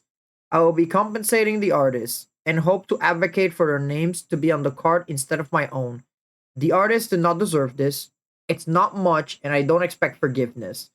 But I hope it's a step towards being better. I'm so sorry this ever happened and to let down the fans. At least he stepped down from it, so you know. Twitter, where he says that he was overworked, but notes that isn't an excuse, as well as saying he will be sending compensation to Kit and Raymond. Wizards played their own short statement at instant speed. So, oh, here we go. It has come to our attention that the Cruise of Fate card from Strixhaven School of Mages Mystical Archive may overtly feature Magic the Gathering fan art, and the contracted artists did not receive permission for this incorporation. These actions do not reflect the values of Wizards, and as a result, we will be suspending future work with Jason Felix until we have been able to bring this matter to successful conclusion. Saying they will be suspending work with Jason until they have been able to bring this matter to successful conclusion. Yeah. Whatever that means. It appears that they were basically able to until they solve successfully every conclude shit this that issue, happened. as with the Jason's card. art has since appeared in multiple sets. Most recently in the Innistrad Midnight Hunt set from September, 6 months after Wizard's statement. Oh. Writing is one of the many forms of art. Yeah. Or at least I tell myself that while I'm trying to come up with a new way to write penis. What the fuck? Today I'm feeling the chokeable chipolata. Magic's writing staff aren't immune to scandals either, as we found out in 2019's War of the Spark Forsaken novel, when Wizards of the Coast and author Greg Weisman took 2 of their female characters that were all but confirmed queer and retconned them so hard that some of the people reading the books probably had their own orientation changed. Damn. For years, the Red Planeswalker Chandra Nalaar. Oh right, these are Planeswalker. What does Chandra do? 3 of any color, 2 fire. Planeswalker Chandra. She has 6 loyalty. +1. Chandra Nalaar deals 1 damage to target player. What? Wait, target player? Okay.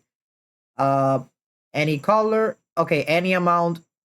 She deals any amount of damage to target creature, and then if it's -8, deals 10 damage to target player and each creature he or she controls. Okay, that's that is wow. Okay.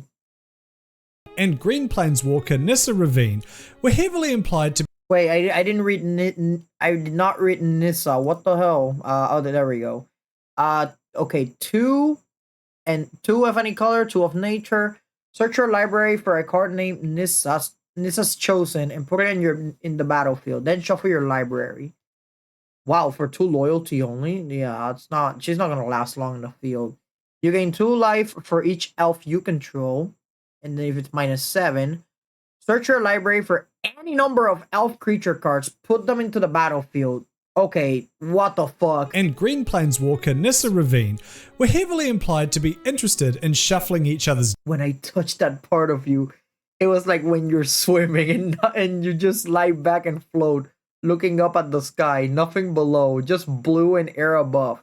And everything's cool and still. You can see forever and don't have to worry. Decks through the various short stories and novelization put What's coming out of my face? out by Wizards of the Coast. The fiery passion of the Red Planeswalker, contrasted by the reserved calm of the Green Planeswalker, was an interesting concept, romantically and lore-wise. Yeah. And fans of the couple started to get some proper payoff during the War of the Spark series of novels. The pair confessed their love for one another in War of the Spark Ravnica, and fans were assured that they would find out if the couple were in a relationship if they read the next book. Fans who read the next book were instead treated to the line, Chandra had never been into girls. Her crushes, and she'd had her fair share, were mostly the brawny and decidedly male types like Gids, hitting the portion of the audience that was excited for their romance with the revelation that not only was Chandra never into girls, she was into the manliest of men. It seems like it was going out of its way to piss off the community that was rooting for the couple. They even went so far as to retcon the admission of love from the previous book, stating that both of them knew deep down they were only speaking platonically, even though that book was also written by Weissman. Many fans in the Magic community were upset at the erasure of the only queer female representation in the series, with some suspicious that the sudden, violent U-turn in their relationship was due to malicious meddling from on high, possibly due to the announcement of a Magic the Gathering Netflix series that stars Chandra in a leading role. Both Wizards of the Coast and the book's author Greg Weissman put out statements apologizing for. Okay, so this is my Wizards of the Coast. On Chandra and the Forsaken novel. Okay, there we go. Over the past week, we have seen and heard strong reactions from fans about how we handled the resolution of the Nissa-Chandra romantic relationship in the recent Forsaken novel, and we apologize. We didn't live up to the expectations we created for Chandra and what she means to our fans. Chandra will love and be involved with many characters as her story unfolds, regardless of gender. She will explore her relationships with fire and passion as she adventures across the multiverse. She is the character you've come to know and see yourself, your friends, and your family in over the past decade. A value we hold dear is that our characters belong as much to our fans as they do to those who help create and shepherd them. Moving forward, we will take more care to ensure they stay true to their ideals, their identity, and the history we have carefully curated. No more so than one as beloved as Chandra Nalaar. Or, you know, you could always do the one thing everybody's doing now and create a multiverse. For the way they handled the couple in the book, which interestingly lends Chandra credence to different. The theory that corporate meddling may have shifted the direction of the characters' relationships. In his statement, Greg writes, "I believe that if readers had seen my original ideas for the chapter in question, they might have gotten a better sense of what I was trying to accomplish. They might have liked it better, or maybe they wouldn't have. In any case, through the mutual creative/editorial process with Wizards of the Coast and Del Rey, we ended up with the final product that was published in Forsaken, which clearly didn't meet anyone's expectations or delivers on my intentions. And for that, I am truly sorry." Outside of the sloppy handling of the Gruul friends, the book, which was the finale in the Gatewatch storyline that had spanned several years and multiple sets, was poorly written and badly reviewed across the board. Despite calls to render the book non-canon, this would unfortunately require work. And so War of the Spark Forsaken now forever sits as the stale full stop to one of Magic's most iconic story arcs. Damn. The 1997... What the fuck? Why this picture? What the fuck? The 1997 Player Riot? That's the year I was born! What the fuck, man? As we saw in my Yu-Gi-Oh video, it doesn't take much to set off cardboard collecting cretins, and it only makes sense that Magic the Gathering would have a player riot of its very own, predating Yu-Gi-Oh's by a whole 2 years. Triggered by the only tournament final to be decided by disqualification.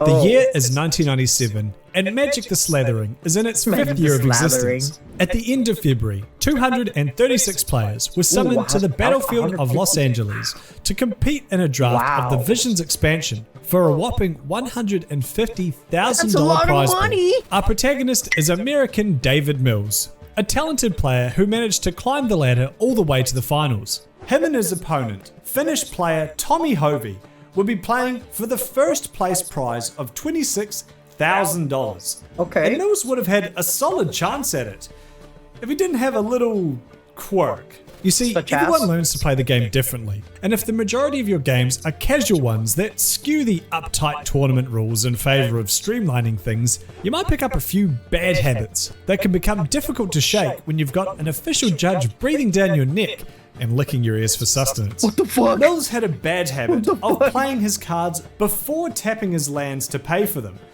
which was a relatively minor issue, but still one that violated the game's rules at the time. Since it appeared that he wasn't doing this for any malicious reason and more out of habit, the judge that noticed this was initially lenient on him, but still told him to cut it out. Unfortunately for Mills, his thought sponge just wasn't wired that way, and altering a playstyle you'd built up over countless games would be like being told at age 28 that you're not meant to piss with both hands gripping your cock. Time and time again, he repeated his fiendish faux pas, with the judge's sympathy. At first there were simple cautions, my bad. But with each transgression, the warnings grew stronger. Finally, Mills was warned that the next time he did it, he will be disqualified. Turning to annoyance and eventually to a threat. If you make that mistake one more time, you'll be disqualified from the tournament. Mills initially bagged 2 games in the best of 5 final against Tommy Hovey, and with only 1 game left to seal the deal, Pro Tour stardom and enough money to buy a quarter of a beta Black Lotus was almost in his reach, possibly viewing the judge's threat as an empty one, or perhaps proof that even first place isn't enough motivation to shake old habits. Mills, unfortunately, let his quirk slip one last time, dropping the card he'd hoped to play before tapping his lands. The judge, not one to make hollow threats, informed Mills that he was disqualified without payment, meaning he wouldn't even be eligible for the $16,000 second place payout, and making Tommy Hovey the winner of Pro Tour LA 1997. When it came time for the award ceremony, all hell broke loose. Well, okay, more like a small quiet portion of hell broke loose, where they send people who don't subscribe to YouTube channels that they like.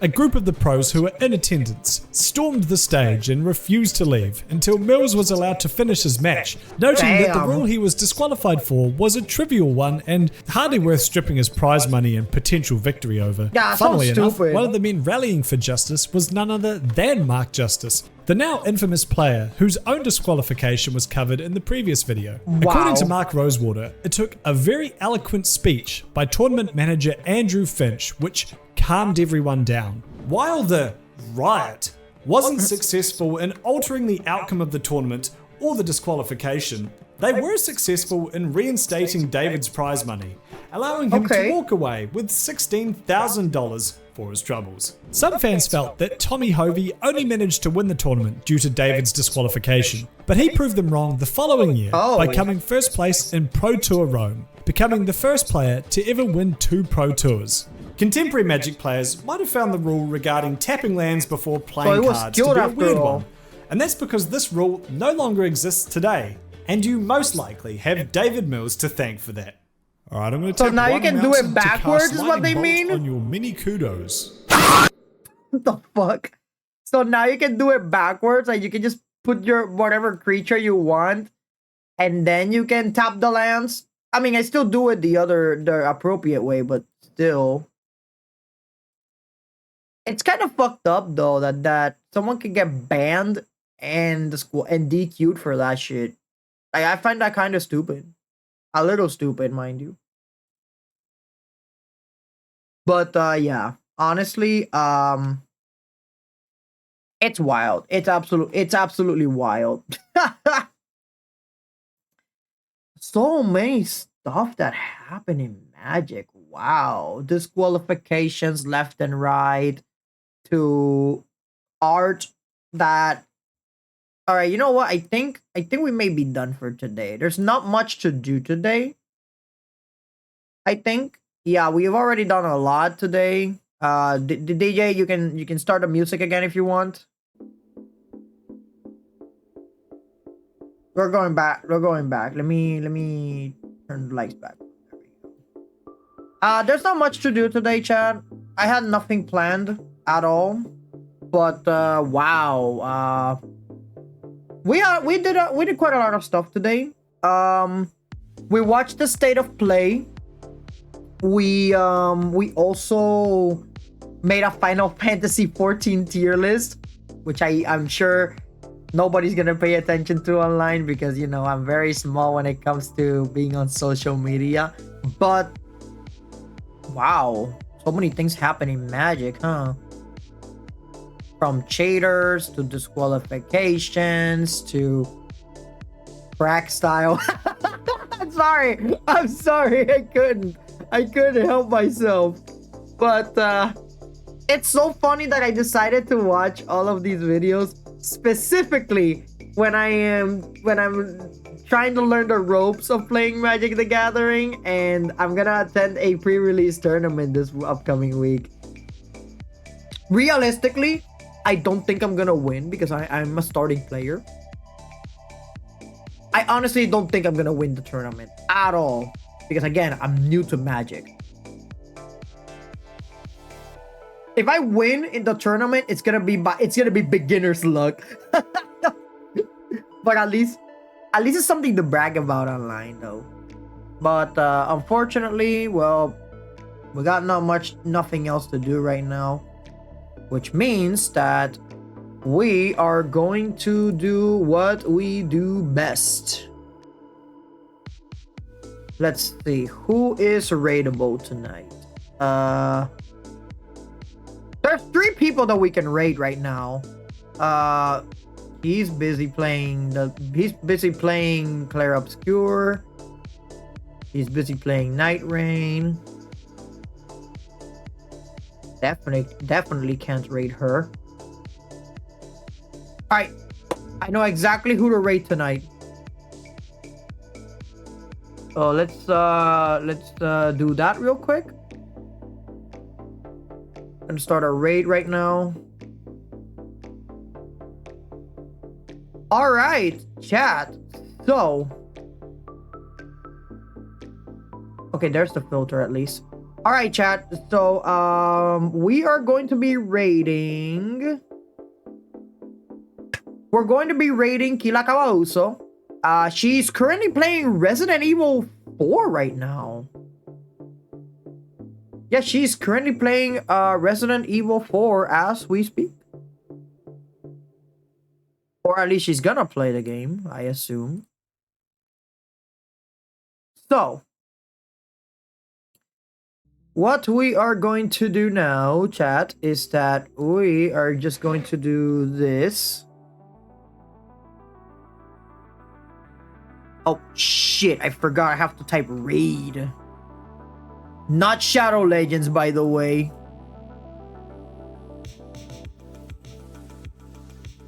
I would never promote Raid Shadow Legends. Fuck that shit. But anyways, I will see you guys tomorrow to open the last 100 boxes of TCG Card Shop Simulator. So I will see you guys next time. Bye!